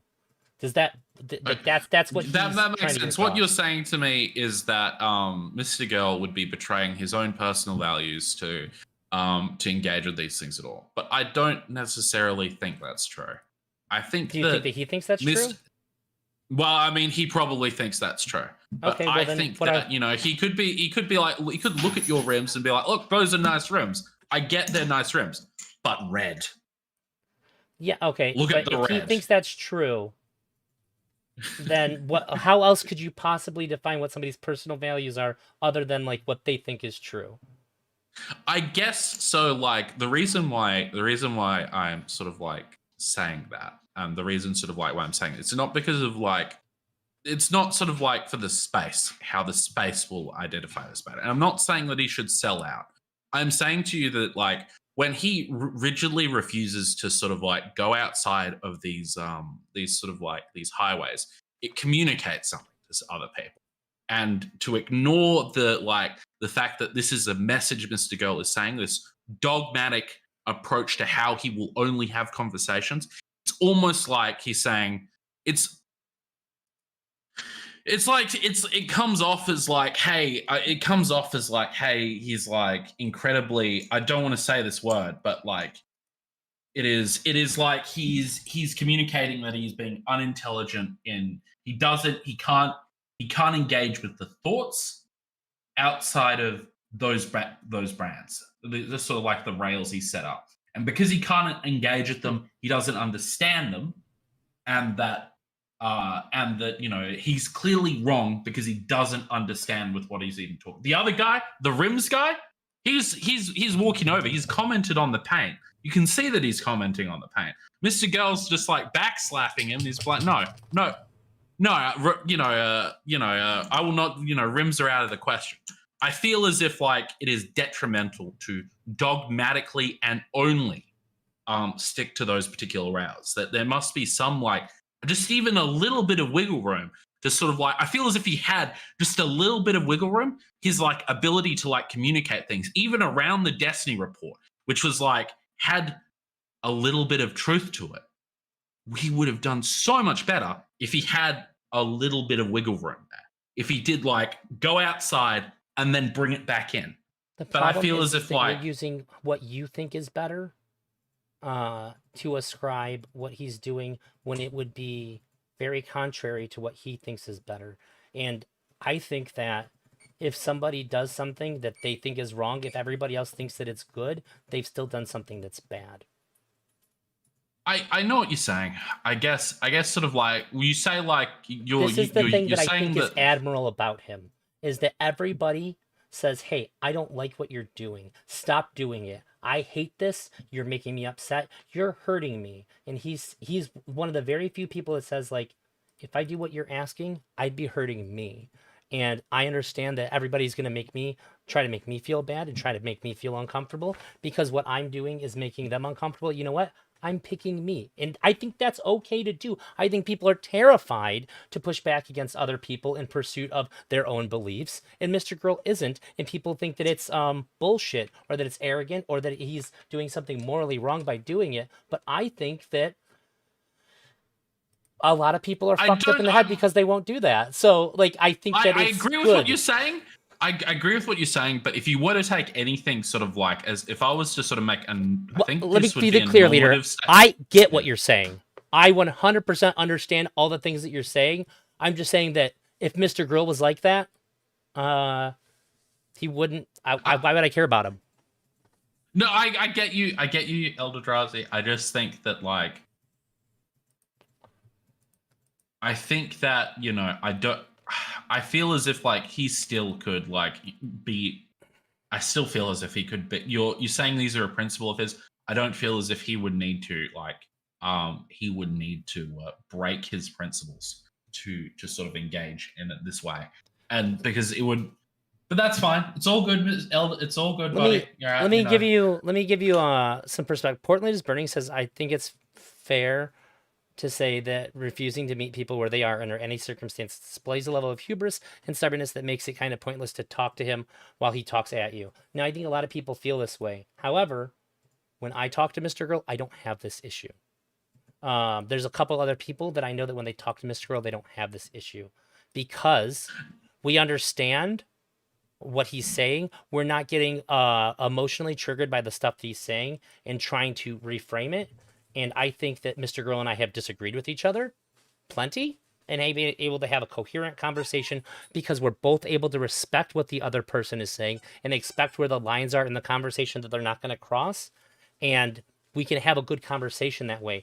If Mrgirl disagrees with you, he's not going to say, I agree with you for you to make your argument. You can just say what you think. And then he can talk about why he doesn't agree. But when you try to grab his hand and make him walk with you, go, no, you go and you can tell me about it. And then I'll tell you about what I'll see if you want to come with me. And if you don't, then I'll go and I can tell you about it. And then we can talk about the differences in our experiences. I think this is the approach that is very effective with him because this is an approach that allows both people to have boundaries in the conversation and still be able to disagree. The only problem is that if when this happens, the other party decides that they have to be able to convince him, then it's no good because he's sort of said like, I'm not going to accept this thing. And if what you're saying requires me to accept this thing, we can't go any further because I don't. Yeah, but that wasn't what I was. I'm not stipulating that he needs to accept or agree with anything. But when I'm talking about the bare minimum here, like he would just need to be able to just like acknowledge what they're saying in their frame, in his like line of conversation, then drag it back onto his tracks and just be like, this is why that's fucking wrong. But I feel as if like Mrgirl doesn't have that engagement at all. Now I understand that what you're saying is that you're saying that this would be a betrayal of you know the way sort of like he wishes to engage with conversations and of himself, and that in a sense is fine if he wants to be that rigidly dogmatic about it. What I would say then to that is that I feel as though he would probably just like a slither of this, and you don't need to agree with anyone, you don't need to sort of placate them, but a slither of like the acknowledgement there at least would communicate to like other people watching this a whole lot of intelligence. That's all I was trying to say. Sure. But like I think we both agree that that in and of itself would be like a performative act that's sort of designed to like subvert how you actually feel in order to accommodate an easier understanding of something, rather than saying it's up to the audience to interpret this and then they can talk about it amongst themselves to try to figure out the conclusion that should be there, right? We both think that that's what's happening, but that's okay to do. You just want the other way. It would be performative in the sense that you'd still be like live streaming it. But what I would be saying is that you're more so communicate, because like while Mrgirl engages in like these very strict frames, it almost communicates to like a viewer that he can't understand the other person's point and he can't engage with it, especially like the sort of the later stuff leading up to the report. Sure. Have you seen the last couple videos that I've done on this subject? No, Like, I've watched them here and there. I've edited it out. I've seen like bits and pieces. So there, I know you said you haven't seen a lot of Mrgirl. One of the things that he said during the subreddit war arc is that, lady, you still using a pickaxe on trees? Ugh. My wife keeps using pickaxes on trees and shit in Minecraft. It just drives me crazy. She has axes in her active inventory too. I don't know. But I'm sorry, I got off track. I seen it out of the corner of my eye and it tore me away. He said that part of the reason why he values discourse happening about him in Destiny's subreddit is that he is a hard person to understand. I'm paraphrasing here, and that he needs intelligent people to have conversations about the conversations that he has in order to like essentially translate this out into a way that makes sense to other people.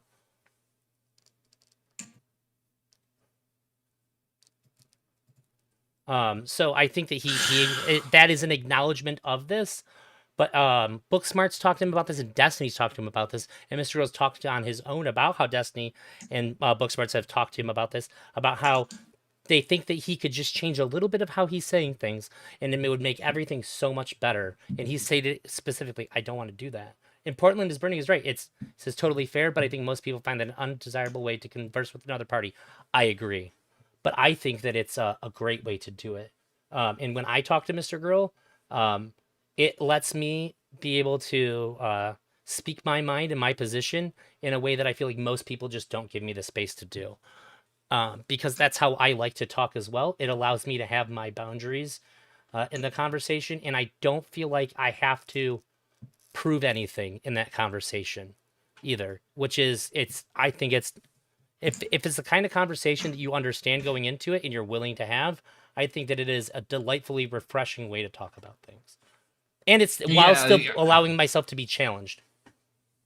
I guess sort of like what I guess what I think is I think I want you to talk to Mrgirl really, really bad. I really want you to talk to Mrgirl, and then if you get frustrated afterwards, I want to talk to you about it. I think that would be that would be a fun exercise. I'm not. I guess I've talked to Mr. Girl once or twice, but oh, you have? It's sort of like, and I think we had like a brief conversation about how I thought that went. It was like it was like his third, or like I think it was his third. What's it called again? Hotline, right? Where I brought up what essentially was like what I sort of like perceived this point, but I sort of like had like the basic sort of outline of how it was. And the basic outline is that he doesn't engage in certain points at all. That was like the top level sort of analysis of Mr. Girl. And I sort of brought it to him, and he was like, and he's just like, I disagree with your framing. and that was so essentially I basically went to him and I said, hey, I feel as if the way you're communicating this thing with Dr. K, I want you to is there any world in which that Dr. K did communicate with Reckful, essentially this, and essentially he was just like, I disagree with your framing, you're wrong. Yeah. And I was just like, he wouldn't engage with that at all. So but, I can tell you that the big mistake there is saying like, do you think that there's any way that just say what you think?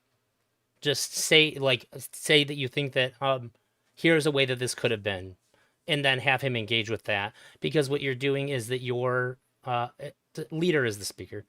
Was the person who was just talking, Elk. If you say, I think that there are other ways to interpret this, and here's an example of that. What do you think about or really, if you want to cover the most ground, you can say, I think that there were other ways to interpret Dr. K's intentions or actions with Reckful.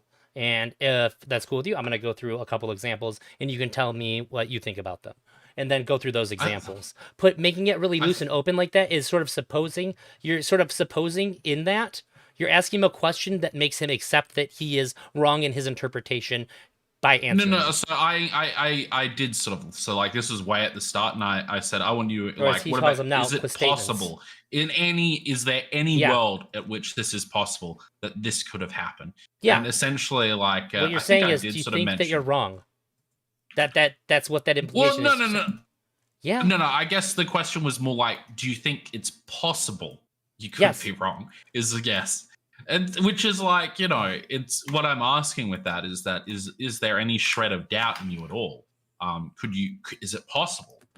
I feel as if like how sort of like a lot of intelligence to me. All you have to do is say, I think that you're wrong, and here's why. And then you will eliminate that problem with him. He will engage with you. That's an actual criticism. You gave him what he likes to call statements. You gave him a question that's actually you're actually making a statement, but you're framing it like a question, right? You're saying, I think that you're wrong. Do you think that you're wrong? But you're saying it in a really leading way to where if he says no, that it makes him sound impossibly unreasonable. But like, obviously he doesn't think he's wrong. He's talked about this so much that he's very convinced that he's right. So instead you should challenge him based on the argument. I hear what you're saying, but the way I sort of like put forward that question, to me at least, it wasn't sort of like, I wasn't asking if he was wrong. I was asking if he could engage with the hypothetical that he was wrong. Right. But and I he mean, like, to me, cannot- he can't. Right, but to me, yeah, I know he can't. That was sort of like I thought that was the intention of sort of, that was what I was going in with. I mean, who knows? Yes. Maybe. Okay, Elk just gave a great like, example. You could have said, "Is there any shred of doubt in you?" To which, on the wreckful thing, I think he would say, "No." Yeah, because that's a direct and question. And I guess I agree with him. I think that the thing that Dr. K did that is like undebatably bad is extremely bad. All right, but like this sort of like the point of the question isn't necessarily about Dr. K. It's about sort of like how he approaches topics in general. So well, like then you take picked the a really, Destiny question. You picked a really, really bad question to springboard. This was remember third hotline, the Sure. start. Now, but take the Mrgirl thing for example. Mrgirl Destiny, for example. He took that same approach. I feel as if like, and he got himself into this space where there was no room for doubt. Mr. Destiny is like a heavily, abuses women. And I feel as if like this and a couple of other things drove him towards that. So I guess like people, so like there's a lot of intelligence communicated to me. If I know that they can engage with, them being wrong. Some people, they don't have it in them to even be able to conceptualize that they're wrong or how they're wrong. Now you'd be like, well, it's framing. I can list off examples where Mrgirl has not just admitted that he's wrong, but like completely changed his behavior about something after being shown. Right. That's like after the fact. But when he sort of like adopts this idea, he sort of like, I feel as if like, yeah, I think that most people actually think that and they pretend. They just go along pretending with the other person and they're not actually taking the conversation seriously. If I'm convinced of something and somebody says, do you think that it's possible? When I go, well, I guess if, and then I list off a bunch of things that I don't think that are possible, that could happen, that could make me wrong. That's not me actually saying that I think I could be wrong. Yeah, but I'm just giving you a bunch of bullshit so that you can actually talk to me. It's not bullshit. It's how you think about a topic. If you're out there and like, if every time if you're like thinking about this like a normal person, right? There's like certain degrees of certainty you have about anything. To be able to even like, to be able to engage with like how certain you are on a topic, it's sort of like there's people out there who can't engage with that question at all because it starts to like break down reality for. I don't think that's what's I'm not happening. saying Mrgirl is there, but he's pretty close to it. So all I'm saying is that Mrgirl does not want to bullshit and say, yeah, if a bunch of other things that I think are impossible were to happen, because he has done this before. He has shown his capacity to do this, but he also thinks that it's fucking retarded to do this because it's sort of just an exercise in dishonesty to do it. Go, yeah, sure. If a bunch of things that I think are impossible to happen had occurred, then sure. Then I guess I could be wrong about this, but I don't think that. I don't think that any of those things that I think are impossible are happening. So no, of course, I don't think that I'm wrong about this, which I think is what most people truly deep down think when they're running through those kinds of hypotheticals with people, and they don't want to say it because they want people's acceptance and approval in that conversation. And he's I am baking in. So like my statement isn't about sort of like so when I ask this question, right, I'll say this again. Some people can't engage with them being wrong. They can't engage with it at all. It breaks down their ability to think about something and it hurts their ego. So when I ask a question like this, there are some people out there who can't engage with this and will just throw the question out at the start or worse, attack you about that. Now, Mrgirl didn't attack me, but he did throw the question out. I feel as if like, I don't feel as if like this sort of like, this rolls forward in like the way that I guess sort of like you, in some sense as well, I can see how I can be wrong, but I just don't think that. I feel as if because this is why you can't. This is why you don't think that you're wrong, because you think that the things that would be required to make you wrong are not anything that's possible at any given point. Or didn't happen. If it didn't happen, then it's impossible. No, because something can't have happened that didn't, right?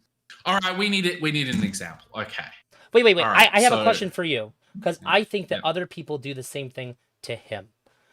If Okay. him and somebody else are talking and he utters those famous words, "I think you're lying," people can't deal with that. And what he's actually saying is that, okay, you have to understand that I don't believe what you just said. I think that you're either like wholly incorrect about this, and I can't engage based on the premise that you're laying out because I believe it to be wholly false, or you're on purpose misleading me about this. And so wherever you want to go past that point, we can't go there unless you want to take an alternate route because I think you're lying. Now, I'm not saying that I think you're lying and fuck you, you're bad. It's just to inform the person that we cannot advance to where you want to go using what you just said. But nobody seems to be able to deal with the fact that maybe they're wrong or maybe he just doesn't believe them. But he's being honest and they're freaking the fuck out. Right? I agree. Yeah, I agree. Other people, aside from Mr. Girl, do this. But like, right. So yeah, what you're describing is what everybody is capable of if they're pushed into a boundary in a conversation that they are uncomfortable with. Mr. Girls happens to be, I'm not comfortable adopting a frame that is at odds with what I believe to be true. And most people seem to have a boundary where I'm uncomfortable moving forward in a conversation where somebody is going to reject my intellectual integrity or honesty about a statement that I've made. Even if a lot of if that people is the listen. case, A that lot they of actually people don't. do wig out. Yeah, a lot of people do. A lot of people. I Right, do so- agree. A lot of people do sort of won't engage when they're wrong. I They bring won't this up because you entertain any said most hypothetical. normal people. You're comparing him to most normal people, and I'm saying that most normal Hold on, people when I- do exactly the same thing, but the trigger is different. That's it. We all have this. Did I say most normal people? Yeah, Oh, because okay. that's Well, I latched onto it because I Again, was most like, that's most weird. normal people, I guess, sort of like like this is a me thing, I guess. Most normal people do engage in this sort of like, sort of like, well, I don't know. Do they? I don't. Maybe they do. Maybe they don't. But I feel as if like I the hate when point you of think this for too me poorly. is the point of this for me is that I feel as if like you set it out pretty well. He doesn't like to engage in, he won't engage outside his frame, and sort of like in some cases he won't even entertain the hypothetical that he's wrong. I feel, but some people out there, I guess sort of like it's a bit of a, I don't know. I feel as So if wait. if I went to Destiny about any XYZ topics and I asked him, "Hey, could you be wrong on Syria?"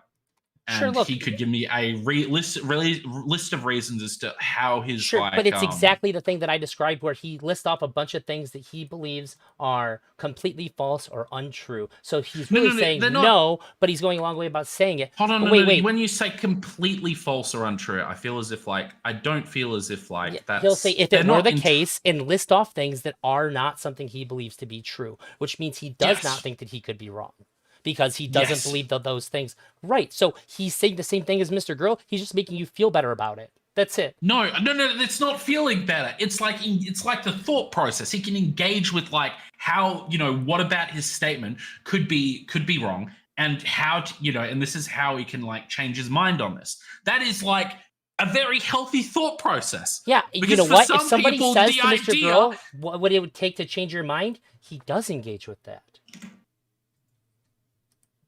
I've never seen him reject that. Okay, on the Byron thing, I don't think you would engage with that. I don't think so. Sure, if you want to show me somewhere where that's the case, but also if he did say, if somebody says, what would it take to change your mind about Dr. K and Reckful? And if he said, I don't think that I could change my mind about this, then that's also really good too, because he's still being honest about it.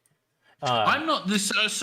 So like once I again, think this there's is. a lot of value I'm to not that saying as well. It's also rare. there is absolutely value in honesty, But- 100%. All I'm saying is that most people are going to bullshit these kinds of conversations when really they're doing the same thing as him in a less honest way.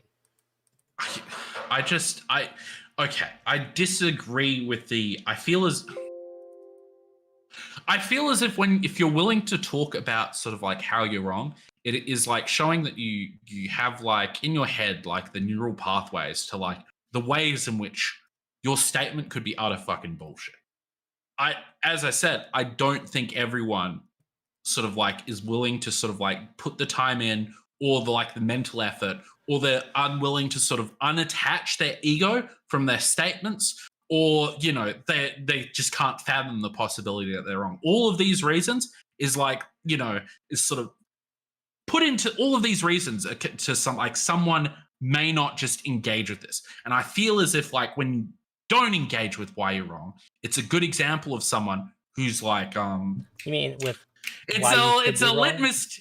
Yes, with why you could be wrong. Yes, it is a litmus test as for like someone who will take their ideas. Look, all I'm saying is that I extremely. don't think that that's actually what people are doing. People aren't actually, when like the examples that we went through, aren't people actually saying why they could be wrong? They're just explaining why they're not wrong by listing off things that they firmly believe are not true, or things that are impossible to be true. They're saying that things that are not would have to be in order for me to be wrong, and they're not, so I'm right. And this is so you don't think that you don't think that them going through those particular, you don't think that sort of like shows perhaps they've thought about these things at all, or that that they're aware of certain possibilities of like, you don't think that these things are these things all are it's demonstrating is determined- that you're able to create a hypothetical where things that you don't believe are true are suddenly true, even though you don't, to humor this other person. But basically, you're just posturing how right you are but in disguise. Okay, and what happens? What about a person? What's the difference between that? You're like adding like an area and a sort of like an area of like distrust to this that I think. No, I'm saying you're- that this is what is effectively happening, because I don't see people doing this in any other way than I just described. I And when mean, that like happens, if someone feels they're right, then obviously they feel they're right for like specific reasons, and there's specific reasons they don't deem as important. But like that doesn't mean that everyone's going to approach the sort of like the reasons that they're wrong. Everyone's just going to entirely sort of like not even think about them, not compute them, not forget them. They're not 100% right about everything that they do. Does that make sense? Am I communicating that correctly to you? when I think that I am correct about something, I think that I am 100% correct. If I get shown something that interferes with that, I engage with that information, and sometimes I come away with thinking, okay, I was wrong about that. But up until I'm shown that I'm wrong, yeah, I think that I'm fucking right. Everybody thinks that they're right about everything that they think. That's why they think it. Otherwise, they would say, I'm not sure. This is what thinking that you're right means.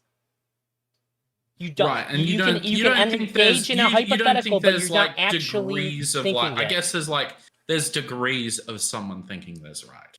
Okay, someone can believe Yeah, it's they're how right. sure are you? And I'm all right, sure. What about God? What about God? Okay, so like we take someone who like fervently maybe hold on. If you take some, maybe this was a bad example. But yeah, I just had a but whole debate take about someone- people being certain about God. Right, or you take uncertain. someone who like there's like several people who believe in God. There's several Yeah. different ways you can believe in. You can be like, hey, we're not sure about some of the scientific processes, but I'm sure in my connection with God. You can talk about the other bits and pieces surrounding this. That's really sort of like, I still believe he's there. Okay. Then there's some people who are like, well, God exists, and anything you say to the contrary is blasphemy. Yeah. Do you acknowledge that there's like degrees of how certain someone can be in a topic? And then I guess at the bottom of it's like, yeah, I'm agnostic. I'm open to a possibility in the God. There could be, X, Y, Z is Y, X, Y, Z there isn't. Yeah, sure. And I am staunchly agnostic. I'm not just open to the possibility. I think there are really valid arguments on both sides, and I think to claim certainty on this subject is erroneous and arrogant. You cannot know if there is or is not a higher power, period. You can't know, no It- matter what. And if you think that What's you're that? sure, I would say that the way in which you're arriving at your conclusions are incorrect. However, I think that people on either side are just as sure as on one side as the other. People who are convinced there's no God and people that are convinced there are God, I think they're both 100% sure. And the people that say like, oh, well, I'm like 99% sure there is no God, they're full of shit. They're 100% sure. They are fully confident. They are not actually allowing for there to be any measurable. And everybody who says I'm 90+%, I'm 99% sure, they're only posturing the possibility that they're wrong. They are internally, they have no measure for that they are wrong. So to you, there is like a human brain has 3 modes. Yes, maybe, no, and that's it. I would say yes, maybe, no, all and strongly I could yes, and I couldn't. No, strongly no, maybe, or no. strongly Yes, no. Sorry. no, maybe, and either you could put this into one or two different categories. I don't know at all, or I could not possibly know. Even if I thought I did, I couldn't actually know. So there's like these are the different things. There is something that I could never know. There's something that I simply don't know right now. There's something that like I'm undecided, but I think I could know. I feel like maybe I know, but like I'm not that convinced. I know and I know to the affirmative and I know to the negative. These are the different ways in which we decide about things. Yeah. I think that's how it works. I've got a hypothetical for you, right? Okay. Say you're a gambler.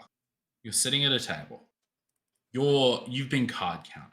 You're fairly certain. You like your numbers are coming up. You've got like $100 at your disposal. Yeah. How certain? Like, can you quantify for me how certain this person is, like in dollar terms, like to you, like how they're going to put their money? Yeah. Like, is there not this a isn't a degree hypothetical? of certainty I play in the blackjack yes? and I do count cards. Yes, I can give you that, but this is still a maybe. This isn't a I know what the outcome is going to be. This is a maybe on a spectrum of a. It is a maybe on a spectrum of probability here, which is in I can't know. So but maybe.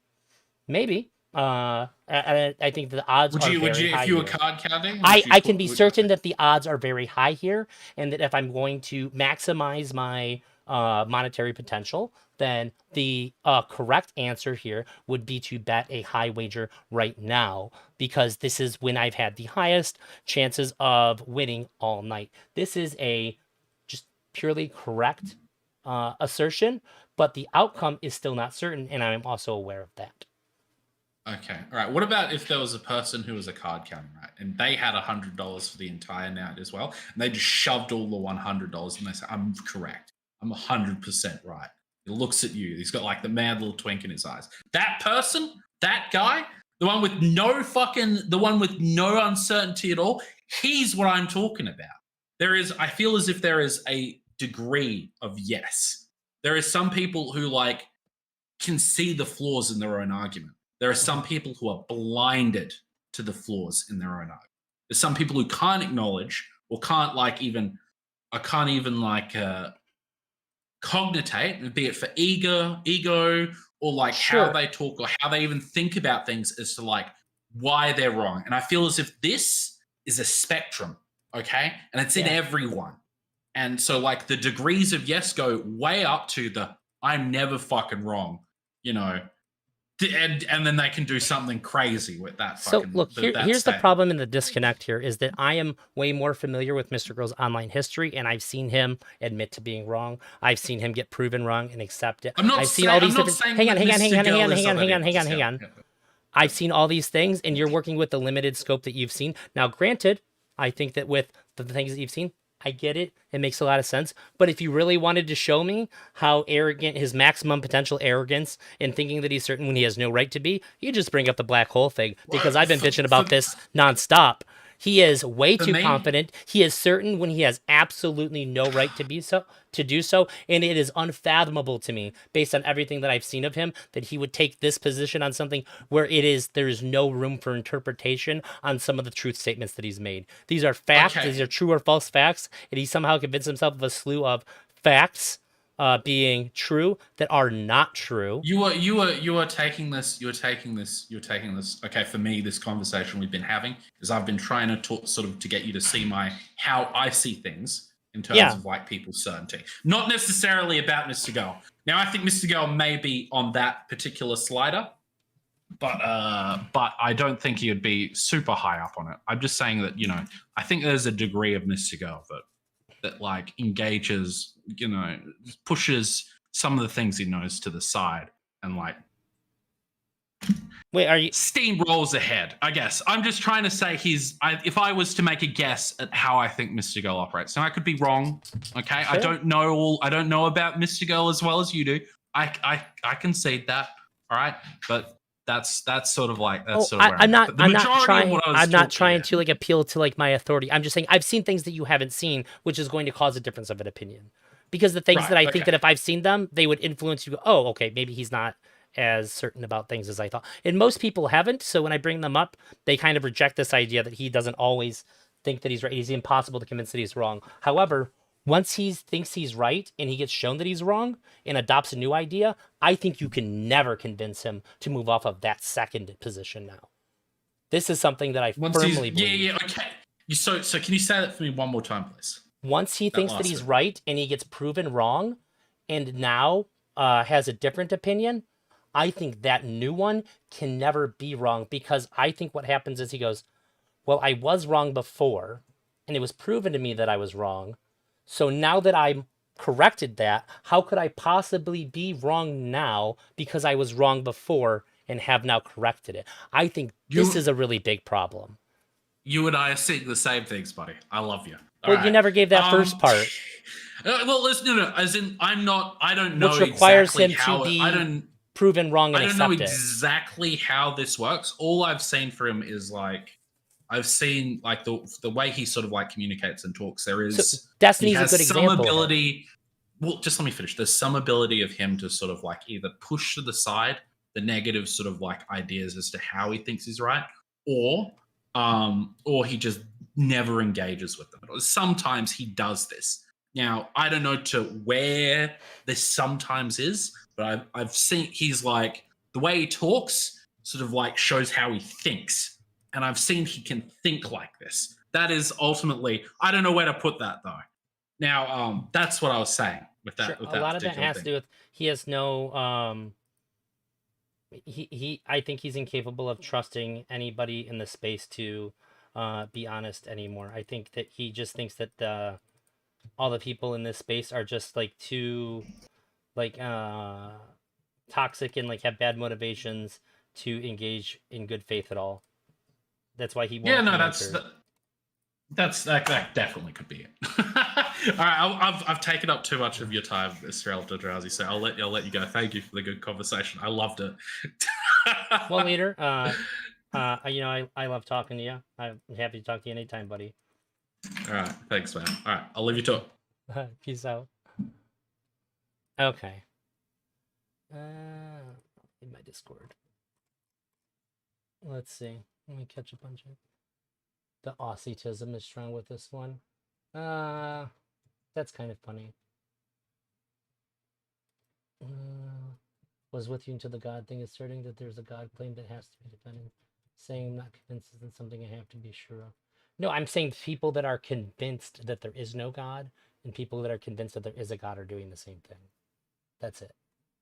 I'm not saying that I'm agnostic, so I think that I'm not convinced one way or the other. I'm in the same boat. Looks like mostly just arguing amongst yourselves. Okay. Dr. K's relationship, and I'm just saying this as a fact, and if you disagree, you're just wrong. Dr. K's relationship with Mrgirl is more nuanced. How ironic is that to be the very first thing that gets said after that conversation? Holy fuck. than a rape case. Now, it might be worse than I rape. disagree. But then you're wrong. But you guys can discuss that. You're insane if you think that. But go ahead.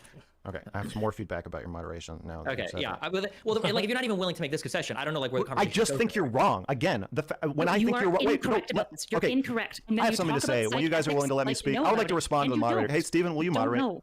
Yeah, You want to let him moderate? Okay. Jesus. When the moderator of a discussion says, "If you don't agree with me, I enjoyed it too. It was the post hotline that I didn't know I needed. Post hotline debriefing. I think I know what you're talking about, but if you clarify, you're not willing to make a concession," it implies that you just are right and you know what's right and everybody else is wrong. I think this, while maybe your personal position in the One of the things that I think gets lost in the sauce big time with Mrgirl, and I've seen, well, I don't even think, one of the things I know that gets lost in the sauce a lot is that people will take when Mrgirl says I think, he's actually just trying to say this is what I think. He's not trying to say that it's true. He's saying that I think it, so I'm going to appropriately act as though it is true for me, but I'm not asserting that it is a truthful fact of the matter, just that that is how I perceive it, and that causes a lot of problems with people too. matter. It's not good moderation to just tell No, I us. agree that. But Okay, there, at some point I have just to- yeah, disagree right. with you. I disagree with you. This is why do you think I made a whole fucking documentary about it? Like, it So kind the of difference comports. here- you didn't make a Wait, documentary. let me finish. It kind of comports with my behavior around this topic. It doesn't. Right? It doesn't. Well, The let fact me that you explain. make- Let me explain how it does. From the first moment I laid eyes on Dr. That'd K be and Byron, interesting. I have been acting like he did something that is so bad that it is worse than rape. I have been tweeting at him. I have been contacting authorities and lawyers and medical boards. I've been collecting evidence, making documentaries, making stream reactions. I've been acting like, wow, this guy did something really bad. And I've explicitly said, I think it is my job to explain how bad it is because people in streamer world don't seem to fucking understand it. So I need to bring in experts from expert world and explain to streamer world There could be why some this of is that so out. incredibly bad and why it is literally worse than rape. That's why I'm reacting this way. And so when people say like, well, no, I think it's more nuanced than that. Yes, I see red and I freak out. So I understand that nuance and good and bad are different scales. I agree with you. You don't understand because everything you just gave supports my argument. If you had a case where you were reviewing a rape between two people, you wouldn't need to make a documentary about it, and you sure as fuck wouldn't need to contact professionals. What I mean was the conversation Mrgirl had. The caller ended up very unsatisfying for the caller since they didn't understand what happened. This conversation had some resolution. I see. What are you talking about? There's tons of cases. There's tons of rape cases that are complex. Yeah, so it's unfortunate too because I think that when I talk to Mrgirl, one of the things that I think is a goal for both of us is, even if we're like heated and we're debating about things, is that a primary goal for the both of us is try to understand what the other person thinks. And I think that that's what I try to do at the end of a conversation where there's been a lot of disagreements, is that I try to make sure that the other person, if I do, knows that I understand what they think. No, Absolutely. There might be rape cases that are trying to explore the fact of the matter of what Dude, actually happened. You do rape reviews. Oh you my literally God. do streams where you do I rape know, reviews. and Where people okay. Yeah. Okay. So you agree the fact that you would have to the fact that you have to go through so much effort to prove, because the facts, when we do a rape review, we're arguing over the fact of what happened. That's where the investigation is. There is no argument over the fact of what happened with Reckful and Dr. K. Everybody can see the facts. If everybody could see the facts of a rape, if a guy takes a girl to a room, slips her a drug, and rapes her, I don't need to contact a professional for that. I don't need to do a 2-hour documentary. It was bad. It was a rape. Boom, you're done. A lot of But the issue is rapes that, are. But a lot of rapes are. No, let you finish. Let me finish, okay? The fact that you have to go through so much work to show that what Dr. K was bad, and by the way, I'm not even making a judgment on that. It might be really bad. That's fine. You might have successfully proven that everything you did was even worse than rape. But the fact that you have to go through so much work to establish that, when everybody can see the fact of the matter, literally proves that it is more nuanced. Because if it wasn't nuanced, we could all just go, look at the facts, look how bad that is. But you have to contact professionals to illustrate that. This is a really good argument. However, I think that from Mrgirl's perspective, is that this has become something of artificial nuance because people don't seem to agree with something that is abundantly and obviously true to him, that the unclear expression of whether Reckful is his patient